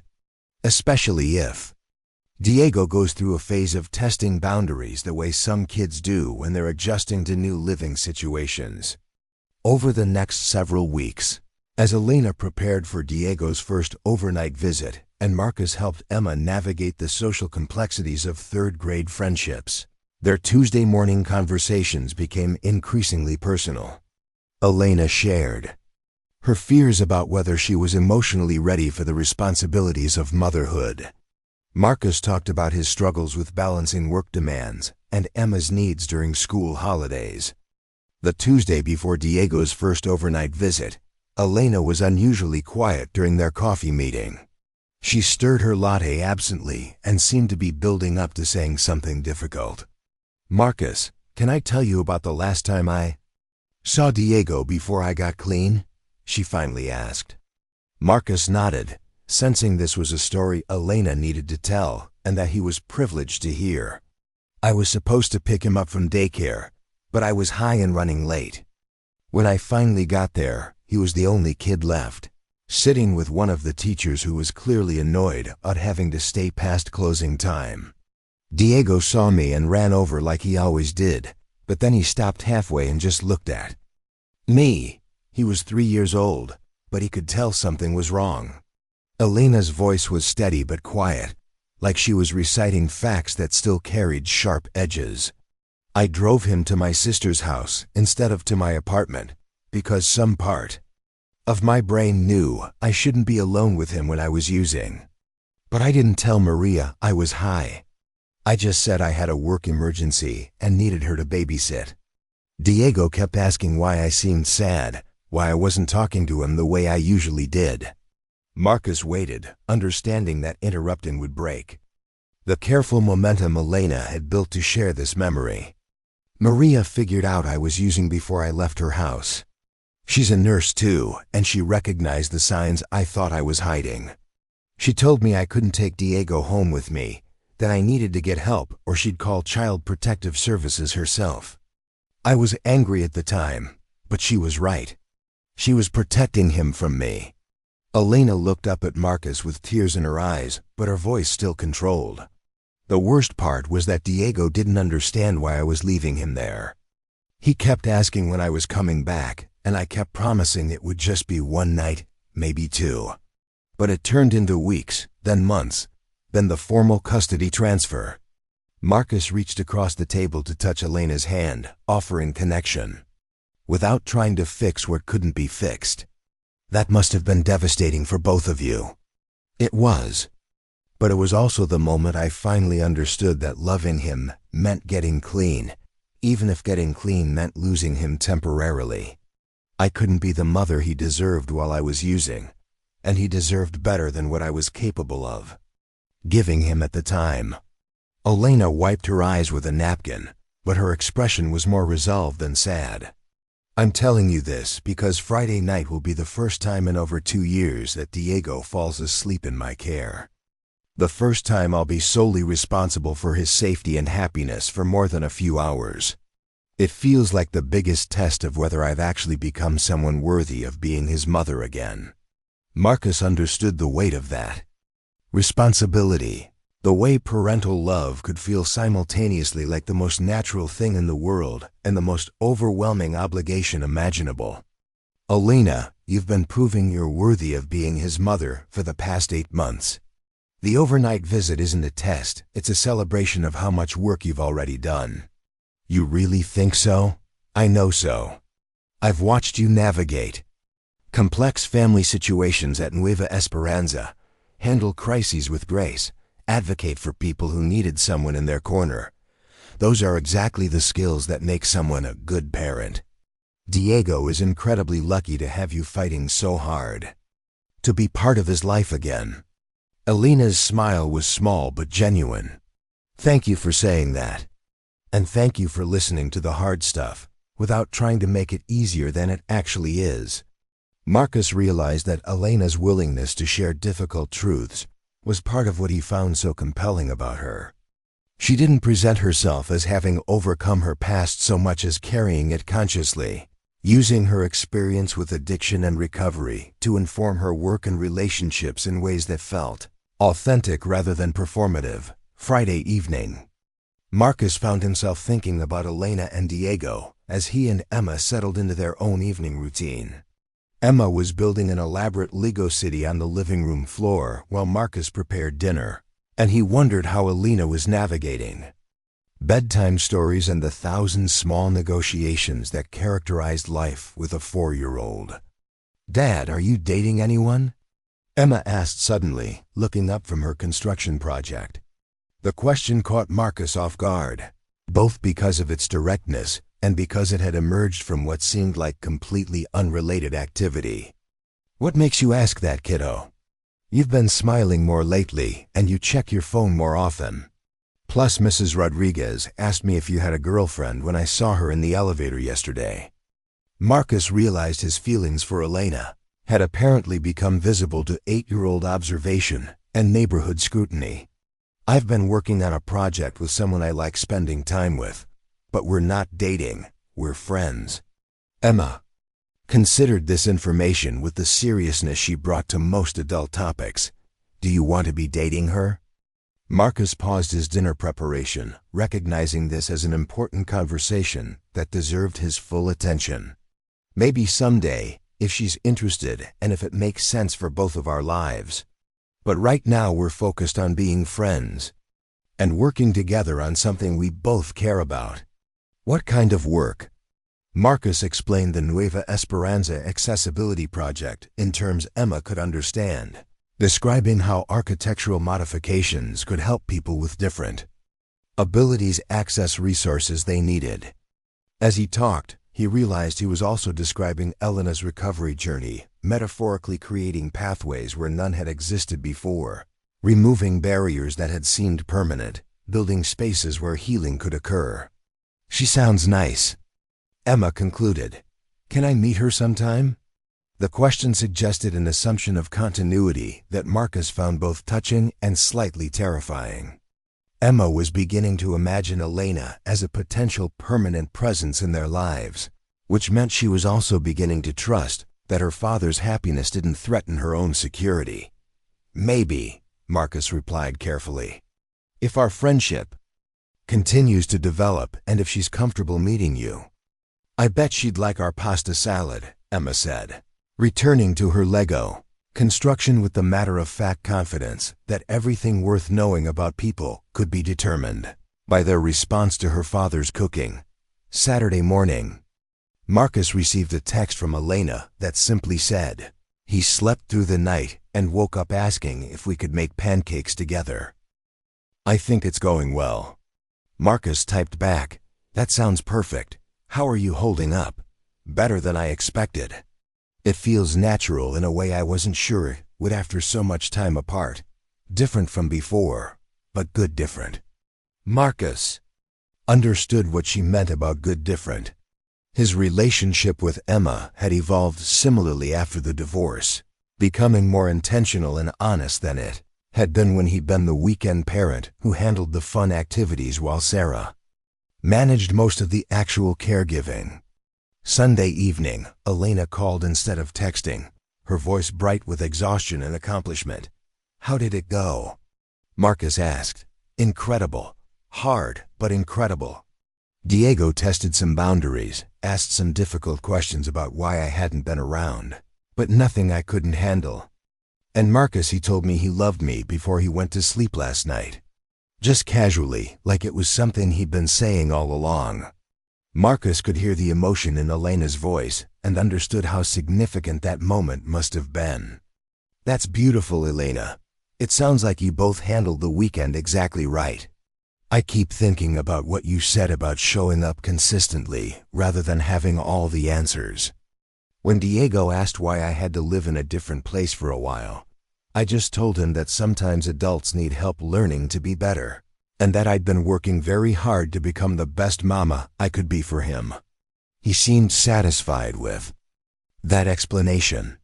As Elena described the weekend's highlights and challenges, Marcus found himself thinking about the courage required to rebuild relationships that addiction had damaged. Elena was navigating the complex territory of earning back trust, while accepting that some things had been permanently changed, that the mother-son relationship she was building with Diego would be different from the one that had existed before her addiction. "What happens next?" Marcus asked. 2 more overnight visits this month. Then the social worker will evaluate whether I'm ready for full weekends. If everything goes well, I might have Diego for Christmas Eve this year." Marcus could hear the careful hope in Elena's voice, the way she was allowing herself to imagine possibilities while remaining grounded in the step-by-step process of recovery and reunification. "Elena, can I tell you something?" Marcus said. "Of course. Watching you work toward this reunification with Diego has been one of the most inspiring things I've ever witnessed.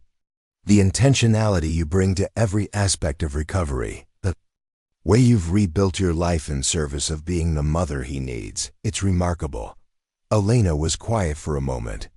Then, softly, "Thank you for being part of this journey with me.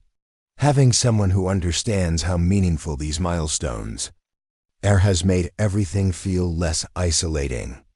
After they hung up, Marcus realized that Elena's recovery journey had become important to him, not just because he cared about her personally, but because it had changed his understanding of what healing looked like. Elena approached recovery as a daily practice rather than a destination, a series of conscious choices rather than a single moment of transformation. That perspective had influenced how he thought about his own process of rebuilding after divorce, how he approached single parenthood, even how he conceived of architectural projects. The most important changes happened gradually, through consistent attention to small details rather than dramatic gestures. As December deepened and Diego's overnight visits became a regular part of Elena's schedule, Marcus found himself increasingly aware that his feelings for her had evolved beyond friendship. He admired her intelligence and strength, but he was also drawn to her gentleness with Diego, her commitment to her work at Nueva Esperanza, her ability to find humor in the midst of challenging circumstances. More than that, he appreciated how their relationship had developed naturally from shared work and mutual respect rather than from loneliness or convenience. Elena wasn't someone he'd chosen because he needed companionship after his divorce. She was someone he genuinely enjoyed spending time with, whose perspective enhanced his understanding of the world, whose presence in his life felt like a gift rather than a solution to a problem. The question was whether Elena shared his growing interest in exploring possibilities beyond friendship, and whether the timing was right for either of them to risk complicating their current dynamic with romantic expectations. The crisis began on a Tuesday morning in January when Elena didn't show up for their weekly coffee meeting. Marcus waited 30 minutes at their usual table in Mel's diner, checking his phone repeatedly for messages that never came. Elena was meticulous about communication, the kind of person who sent apologetic texts if she was running 5 minutes late. Her absence felt wrong in a way that made his chest tight with worry. He drove to Nueva Esperanza, thinking perhaps she'd gotten caught up in an emergency at work, but Carmen met him at the front desk with an expression that confirmed his fears. "Elena's in the hospital," Carmen said without preamble. "Car accident yesterday evening on her way home from Diego's visit. She's stable, but she has a concussion and some broken ribs.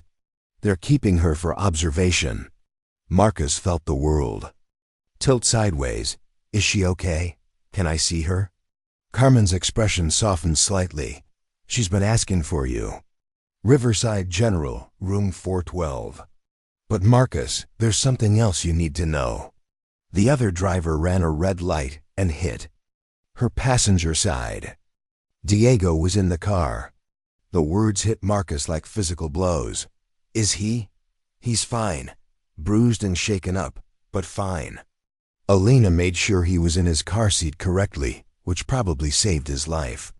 But the accident happened during one of her unsupervised visits, and Child Protective Services is reviewing her case. Marcus understood the implications immediately. Elena had been working toward full custody for months, building trust through supervised visits and overnight stays. An accident during her care, regardless of fault, could jeopardize everything she'd worked toward. The drive to Riverside General felt endless despite taking only 12 minutes. Marcus found room 412 after asking directions twice, his usual sense of navigation compromised by worry and adrenaline. He knocked softly and heard Elena's voice, rough but recognizable, telling him to come in. Elena lay propped up in the hospital bed, her left arm in a sling and a bandage covering part of her forehead. She looked smaller than usual against the white sheets, but her eyes were alert and focused when she saw him. "Marcus," she said, and her relief was palpable. "You came." He approached the bed carefully, unsure of her injuries and overwhelmed by how fragile she looked. "Of course I came. Carmen told me what happened." "How are you feeling?" "Like I got hit by a truck, which isn't far from the truth. But Marcus Diego is fine," Marcus finished. "Carmen said he's bruised, but okay." Elena's eyes filled with tears. He was so scared. The other car came out of nowhere, and there was this horrible sound of metal and glass. And then Diego was crying, and I couldn't get out of my seatbelt to reach him. A stranger had to help me get to him. Marcus pulled a chair close to her bed, careful not to jostle any medical equipment. "Elena, you were in an accident. It wasn't your fault. That doesn't matter to Child Protective Services. Maria had to come get Diego, and there's going to be an investigation. They're questioning whether I can provide a safe environment for him." Elena's voice cracked. "What if I lose him again? What if this sets back everything I've worked for?" Marcus reached for her uninjured hand, holding it gently. "You're not going to lose him. This was an accident caused by someone else's reckless driving. Any reasonable person can see that. But what if they're not reasonable? What if they decide unsupervised visits are too risky? I was supposed to have him for a full weekend next month. And now," Elena stopped, overwhelmed by possibilities she couldn't control. Marcus squeezed her hand. "We'll figure this out. You're not alone in this." Elena looked at him with an expression of gratitude mixed with surprise. "We." Marcus realized he'd used the plural pronoun without conscious thought, but the commitment felt natural and right. "You've supported me through architecture challenges and single-parent questions for months. Now it's my turn to support you." Over the next several days, Marcus found himself occupying a role he'd never expected: advocate and emotional support for someone navigating a crisis that threatened to undo months of careful progress. He visited Elena in the hospital each morning before work, bringing coffee and updates from Nueva Esperanza. He researched car accident protocols and insurance procedures. He even contacted Patricia Hendricks, the lawyer who'd helped with the accessibility project paperwork, to understand Elena's legal options. When Elena was discharged Thursday afternoon, Marcus drove her home to an apartment he'd never seen before. It was a tidy one-bedroom space in a complex that prioritized functionality over aesthetics, but Elena had decorated it with care. Children's drawings covered the refrigerator. A small bookshelf held picture books alongside recovery literature. The couch was arranged to face a television mounted at child height on the wall. "Diego helped me pick out the furniture," Elena explained as Marcus helped her settle onto the couch with pillows supporting her injured ribs. He said the blue couch looked friendly. Marcus could see Diego's influence throughout the apartment. Safety latches on cabinets, outlet covers. A step stool in the bathroom painted with cartoon dinosaurs. This was the home of someone who'd prepared methodically for motherhood. Someone who'd thought through every detail of creating a safe and welcoming space for a 4-year-old. "Elena, can I ask you something?" Marcus said as he made tea in her small kitchen, always. "Why did you call for me at the hospital? Not that I mind, I'm grateful you wanted me there. But you could have called Carmen, or your sponsor, or Maria." Elena was quiet for a moment, considering her answer. "Because you understand what it feels like when everything you've built feels like it might fall apart. When I woke up in the hospital and realized what the accident might mean for my custody case, you were the first person I thought of who wouldn't just tell me everything would be fine. You'd understand that sometimes things aren't fine, but you keep going anyway." Marcus brought her tea, noting how carefully she moved to avoid aggravating her injured ribs. "Is that what you're doing? Keeping going anyway?" "I don't have a choice. Diego needs me to fight for our relationship, regardless of how scared I am about the outcome. Recovery taught me that you do the next right thing, even when you can't see how it's all going to work out." The next morning, Marcus received a call from Carmen asking if he could attend Elena's meeting with the Child Protective Services investigator. "Elena requested you be there as a character witness," Carmen explained. "Someone who can speak to her stability and commitment to Diego's well-being." Marcus had never been anyone's character witness, but he agreed immediately. The meeting was held at the CPS office downtown, in a conference room with fluorescent lights and institutional furniture that made everyone look tired and defensive. The investigator was a woman named Janet Morrison, probably in her 50s, with graying hair and the kind of neutral expression that suggested years of experience with complicated family situations. She reviewed Elena's case file methodically, asking questions about the accident, about Elena's recovery timeline, about her preparation for increased custody. "Ms. Rodriguez, you've made remarkable progress in your recovery program," Morrison acknowledged. "Your caseworker speaks very highly of your commitment and stability. However, the accident raises questions about risk assessment and safety protocols during unsupervised visits." Elena sat straight in her chair despite her injuries, speaking with the careful precision Marcus had observed during their first meeting at the community center. "The accident was caused by another driver running a red light. The police report confirms that I was driving safely and legally. Diego was properly secured in this car seat, which I installed correctly according to manufacturer specifications." Morrison nodded. "We understand the accident wasn't your fault. However, our responsibility is to evaluate whether unsupervised visits present acceptable risk levels for Diego's safety." Marcus found himself speaking before he'd consciously decided to intervene. "Ms. Morrison, may I share an observation as someone who's worked closely with Elena over the past several months?" Morrison looked at Elena, who nodded permission. "Go ahead, Mr. Chen." "Elena approaches every aspect of her recovery and her relationship with Diego with extraordinary care and preparation. I've watched her research child development, practice parenting skills, modify her living space to prioritize Diego's safety and comfort. The level of intentionality she brings to motherhood is remarkable." Marcus paused, organizing his thoughts. The accident was a random event that could have happened to any parent. What matters is how Elena responded, making sure Diego was secure. staying calm during a traumatic situation, prioritizing his emotional needs even while she was injured. Those responses demonstrate exactly the kind of judgment and protective instinct that makes someone a good parent. Morrison listened without visible reaction, then turned back to Elena. How has Diego responded to the accident? Is he showing any signs of trauma or fear about being in vehicles? Elena's expression grew more confident as she answered. Diego was initially frightened, which was completely normal. I've been in contact with his therapist to ensure he has support processing the experience. He's also been visiting me during my recovery, so he can see that I'm healing and that accidents don't mean permanent damage. The meeting continued for another hour, with Morrison asking detailed questions about Elena's support systems, her backup plans for emergencies, her strategies for maintaining Diego's routine during their visits together.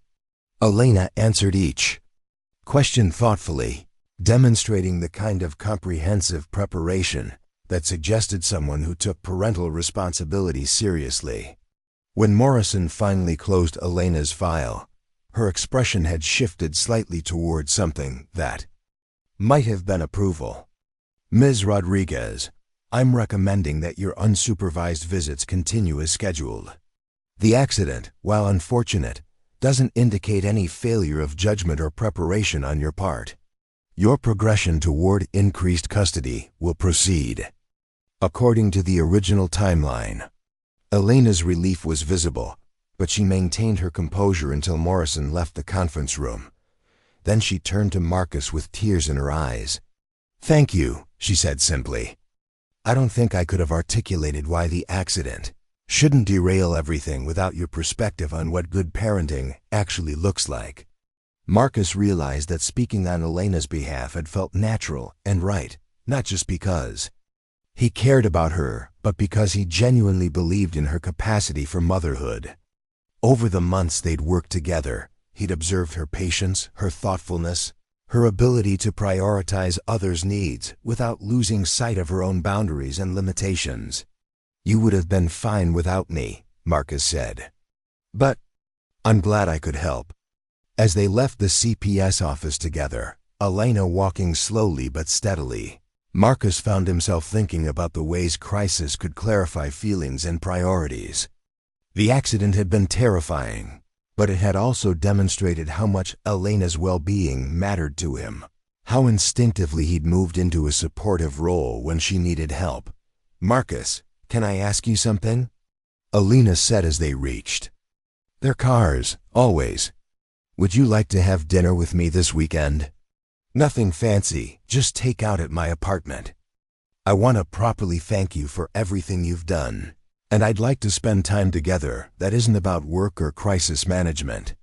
Marcus felt something shift in the space between them, an acknowledgement that their relationship had evolved beyond friendship but hadn't yet been named or defined. I'd like that very much.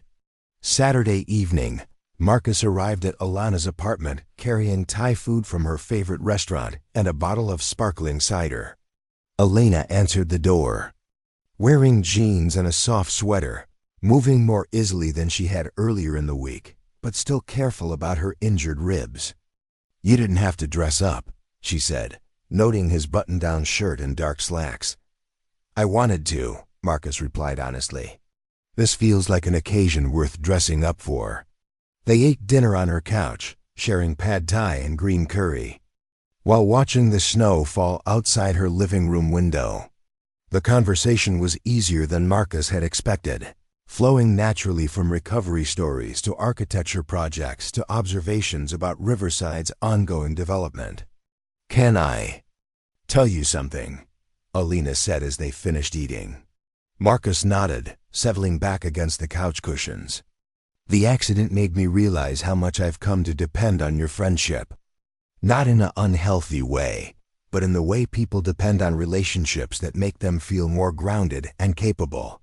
When I was in the hospital scared about losing Diego, you were the person I most wanted to talk to. Marcus set down his water glass, giving Elena his full attention. That means a lot to me. I've come to depend on our friendship too, Probably more than I realized until this week.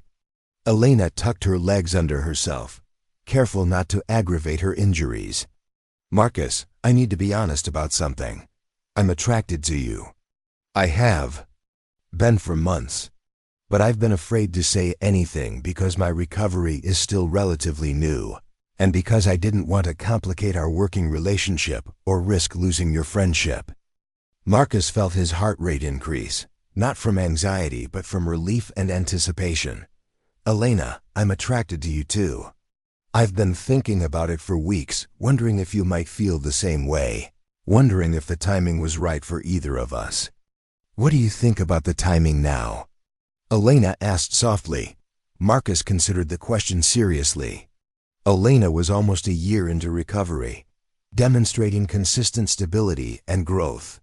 He'd been divorced for over a year, had established a good routine with Emma, had moved through the worst of his grief about his marriage ending. They'd built a solid foundation of friendship and mutual respect before romantic feelings developed. I think the timing might be right, he said carefully. But I want to make sure we're both clear about what we're considering. I'm a single father with an 8-year-old daughter who's been through a lot of changes. You're in recovery working toward regaining custody of your son. Those are big responsibilities that would need to be part of any relationship we might have. Elena nodded seriously. I've thought about that too. I'm not looking for someone to rescue me or fix my problems. I'm looking for someone who understands that relationships require both people to be whole individuals first, partners second. Is that what you think we could be? Partners? Elena smiled, the first genuinely relaxed expression Marcus had seen from her all week. I'd like to find out. Carefully, honestly, without rushing or making assumptions about where things might lead. Marcus leaned forward slightly, close enough to touch Elena's hand resting on the couch between them. What would carefully and honestly look like? Dating, Elena said simply. Spending time together intentionally, not just as friends or work colleagues. Getting to know each other in different contexts. Eventually, if things go well, introducing the kids and seeing how they get along. The mention of introducing Emma and Diego made the conversation feel suddenly concrete and serious. Marcus tried to imagine family dinners and weekend activities, bedtime stories and homework help expanded to include 4 people instead of 2. That sounds both wonderful and terrifying, he admitted. Elena laughed. Good terrifying or bad? Terrifying. Good terrifying. The kind that means something important might be beginning. Elena shifted closer to him on the couch, close enough that he could see the small scar above her eyebrow, the flecks of gold in her brown eyes. Marcus, would it be okay if I kissed you? Instead of answering verbally, Marcus cupped Elena's face gently in his hands, mindful of her injuries, and kissed her with the tenderness of someone who'd been waiting months for exactly this moment. Elena's lips were soft and warm, and she kissed him back with an intensity that suggested she'd been waiting too. When they separated, both breathing slightly faster, Elena rested her forehead against his. That was worth waiting for, she murmured. Marcus smiled, still holding her face in his hands. I was hoping you'd think so. They spent the rest of the evening talking about logistics and expectations, about how to navigate dating while managing their respective responsibilities as parents. Elena would continue her scheduled visits with Diego, while gradually increasing the frequency and duration. Marcus would maintain his primary custody of Emma, while ensuring any relationship developments happened at a pace that felt comfortable for an 8-year-old. I want to meet Emma when you think she's ready, Elena said as Marcus prepared to leave. But I also want to make sure Diego is settled into our routine before adding new people to his life. Marcus understood the delicate balance Elena was maintaining. Recovery, reunification with Diego, and now a romantic relationship each required attention and energy, and Elena was being thoughtful about not overwhelming herself or the people she cared about. There's no rush, Marcus said, pulling on his coat. We have time to figure out how all the pieces fit together. Elena walked into the door, moving slowly but steadily. Marcus, thank you for being patient with my recovery timeline. I know. Dating someone in recovery can be complicated. Marcus turned to face her at the door. Elena, your recovery isn't something I'm being patient with. It's something I admire about you. The way you approach healing and growth with such intentionality, it's made me think differently about my own process of rebuilding after divorce. Elena's smile was soft and genuine. I'm looking forward to finding out what we can build together. As Marcus drove home through Riverside's quiet streets, he found himself thinking about the courage required to pursue love again after experiencing loss. Elena was risking the stability she'd worked so hard to create by opening herself to a relationship that might not work out. He was risking the comfortable routine he'd established with Emma, the predictable life he'd built as a single father. But risk, Marcus realized, was also another word for hope. Elena's recovery had been an extended exercise in choosing hope over despair, action over resignation, connection over isolation. His own journey through divorce and single parenthood had required similar choices, daily decisions to believe that life could become good again even after it had fallen apart. At home, Mrs. Rodriguez reported that Emma had done her homework without complaints and had spent the evening working on a new Lego project. Marcus found Emma asleep surrounded by instruction manuals and partially assembled spacecraft, her dark hair spread across the pillow in the same pattern Sarah's used to follow. As he turned off Emma's bedroom light, Marcus realized that introducing Elena into their lives would represent another major change for his daughter, another adjustment to make after so many others. But it would also model something important about resilience and hope, about the possibility of building new kinds of love from whatever materials remained after loss. The following Tuesday, Marcus and Elena resumed their weekly coffee meetings, but the dynamic between them had shifted. In subtle ways. They still discussed Nueva Esperanza projects and single parenting challenges, but they also talked about weekend plans and favorite movies and the kind of small details that characterized romantic rather than platonic relationships, Diego asked. Me if I have a boyfriend, Elena mentioned over her latte. Apparently Maria has been dating someone, and he's trying to understand how adult relationships work. Marcus smiled. What did you tell him? I told him I have a special friend who makes me happy, and that someday he might meet this friend if Diego wanted to. He seemed satisfied with that explanation for now. Emma has started asking similar questions. I think she's picked up on the fact that I've been happier lately, and she's trying to figure out why. Elena stirred her coffee thoughtfully. How do you think she'd respond to the idea of meeting me? Not immediately, but eventually. Marcus had been considering the same question. Emma was generally open to new people, but she was also protective of their time together and their established routines. Introducing Elena would require careful timing and honest conversations about how relationships could expand their family without threatening its foundation. I think she'd be curious about you before she decided whether she liked you, Marcus said. Emma tends to evaluate people based on how they treat her and how they treat me. If she can see that you make me happy and that you're kind to her, she'll probably be open to building a relationship. And if she's not ready for that. Marcus appreciated Elena's willingness to consider complications rather than assuming everything would work out smoothly. Then we wait until she is ready, or we figure out how to maintain our relationship in ways that don't overwhelm her. Elena nodded. That sounds reasonable. I want any relationship we build to enhance everyone's life rather than complicating it. As winter deepened and their relationship developed, Marcus found himself thinking frequently about the difference between settling for what remained after loss and actively choosing to create something new. Elena represented the latter, not a replacement for his marriage to Sarah or a solution to the challenges of single parenthood, but a genuine connection that had emerged from shared work and mutual respect. Their first official date was dinner at a small Italian restaurant, followed by a movie that made them both laugh. Their second was a Saturday afternoon walk along the river that ran through downtown Riverside, followed by hot chocolate at a coffee shop that specialized in board games.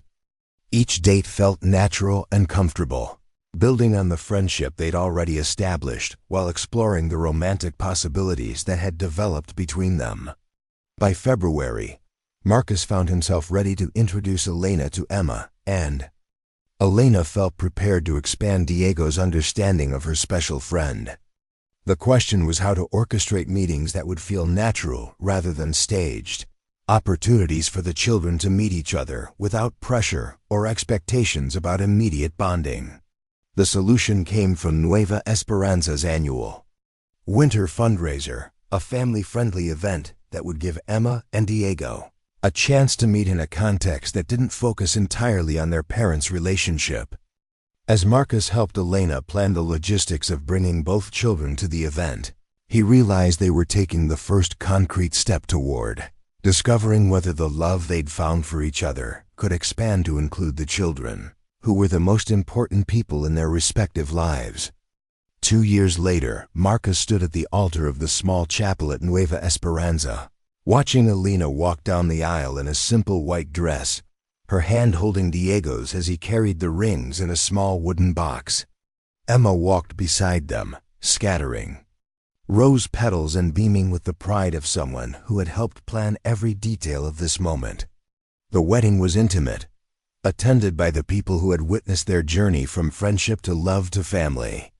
Carmen served as Elena's maid of honor, while Marcus's best friend from college had flown in to stand beside him. Dr. Santos officiated the ceremony, having become ordained specifically for this occasion after declaring that anyone who had watched their relationship develop deserved to be the one to make it official. "Marcus and Elena," Dr. Santos began, "your love story started in the most ordinary of places, a community meeting, a work project, a shared commitment to building something meaningful. But what you've created together is extraordinary, not because it's perfect, but because it's real." Marcus looked at Elena, remembering their first coffee meeting when she'd asked about accessibility modifications for older buildings. Neither of them could have imagined that conversation would lead to this moment, to a family that included not just the four of them, but the extended community of Nueva Esperanza, staff and clients who had become their chosen family. Elena had been clean for 3 years now, with full custody of Diego restored 6 months earlier. Marcus had transitioned his practice entirely to community development work, finding more satisfaction in nonprofit projects than he'd ever experienced in commercial architecture. Emma had adapted to their blended family with the resilience that continued to amaze him, becoming Diego's fierce protector and favorite playmate. The vows you've written for each other acknowledge that love isn't just feeling, it's choice. Made daily, in small moments and large ones, Dr. Santos continued. "Elena, would you like to share your vows first?" Elena turned to face Marcus fully, her voice steady and clear. "Marcus, you taught me that love doesn't require perfection, just presence. You've shown up for my recovery, for my relationship with Diego, for all the ordinary moments that make a life together. You've never tried to fix me or save me. You've simply chosen to build something beautiful alongside me." She paused, glancing at Emma and Diego, who were watching with rapt attention.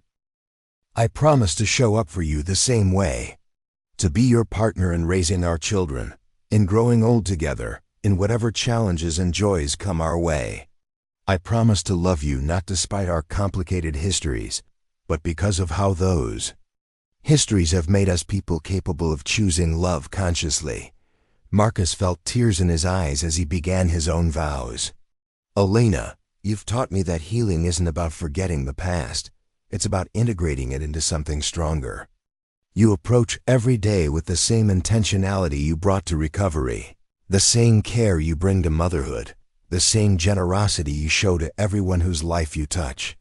He looked at Emma and Diego, then back at Elena. "I promise too." support your continued growth and recovery. I promise to be the father Diego deserves and the husband you need. I promise to build our family on foundations of honesty, respect, and the kind of love that gets stronger through being tested." When Dr. Santos pronounced them husband and wife, Marcus and Elena kissed while Emma and Diego cheered, and the small congregation erupted in applause. The reception was held in Nueva Esperanza's main hall, the same room where they'd first presented the accessibility plan that had brought them together professionally and set the stage for everything that followed. During the father-daughter dance, Emma looked up at Marcus with the serious expression she wore when preparing to share important observations. "Dad, do you think Mama Elena will adopt me officially?"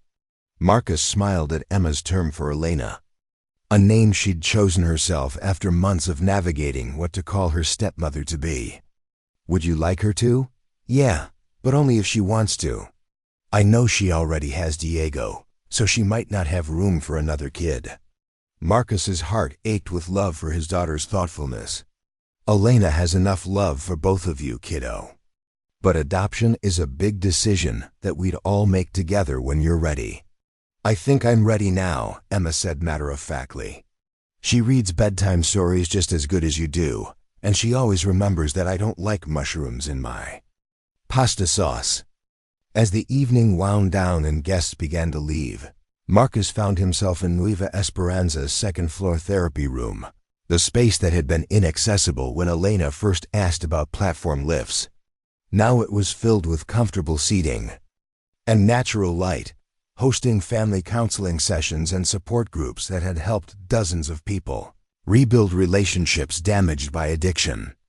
Elena joined him at the window, still wearing her wedding dress but having kicked off her shoes hours earlier. "What are you thinking about?" she asked. "How much has changed since you first showed me this building?"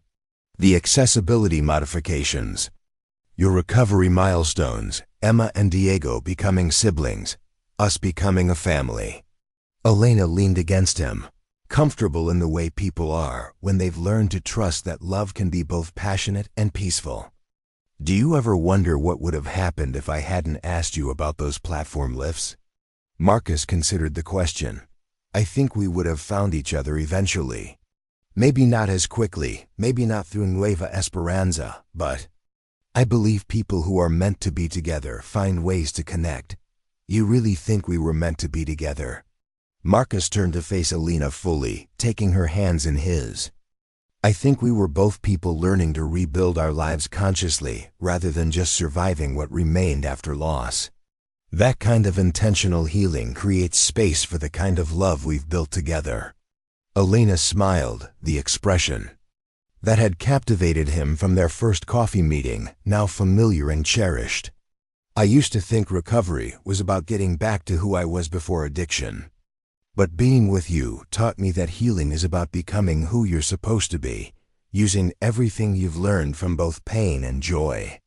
They stood together in comfortable silence, looking out at Riverside's lights reflecting off the river that gave the city its name. Tomorrow they would begin their honeymoon a long weekend at a cabin in the mountains where Emma and Diego would join them for hiking and board games and the kind of family time that felt both extraordinary and ordinary. Next week they would return to their regular routines. Marcus would continue his community development projects, including the affordable housing complex that had grown out of his Nueva Esperanza accessibility work. Elena would maintain her role at the recovery center while pursuing the social work degree she'd started the previous fall. Emma and Diego would navigate third grade and kindergarten respectively, with the security of parents who showed up consistently and loved them unconditionally.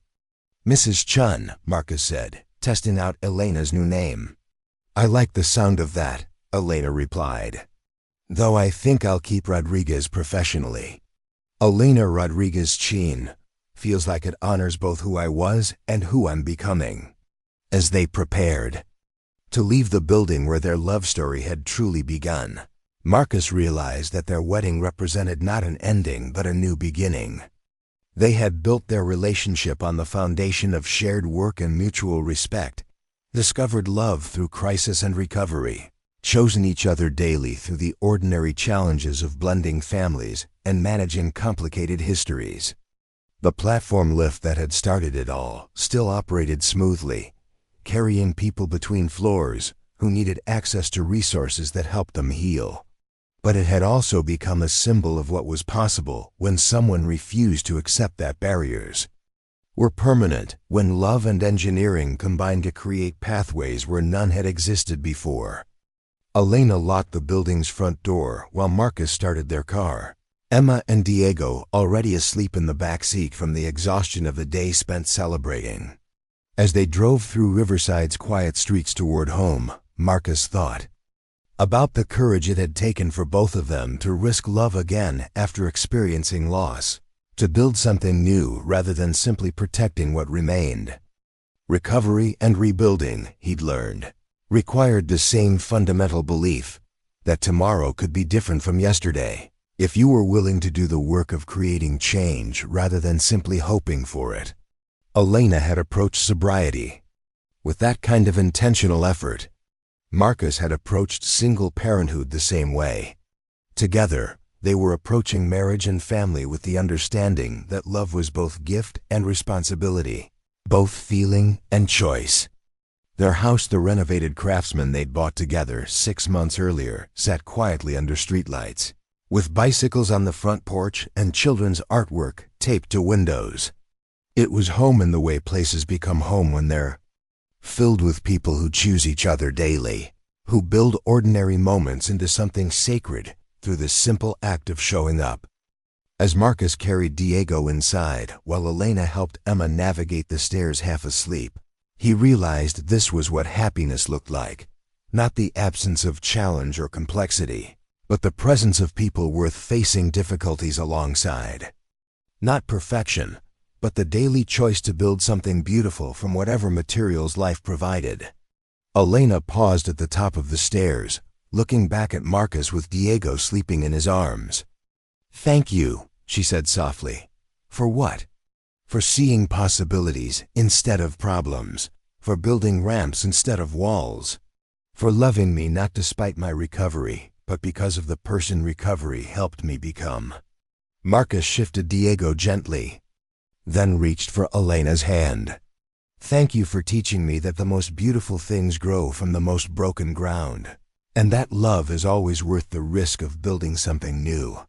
They stood together in the hallway of their home, surrounded by the quiet sounds of children sleeping and the settled peace of a family that had chosen itself intentionally. Tomorrow would bring new challenges and opportunities, the ordinary work of marriage and parenting and community involvement. But tonight, they were exactly where they belonged, together, grateful, and ready for whatever came next. Up next, you've got 2 more standout stories right on your screen. If this one hit the mark, you won't want to pass these up. Just click and check them out.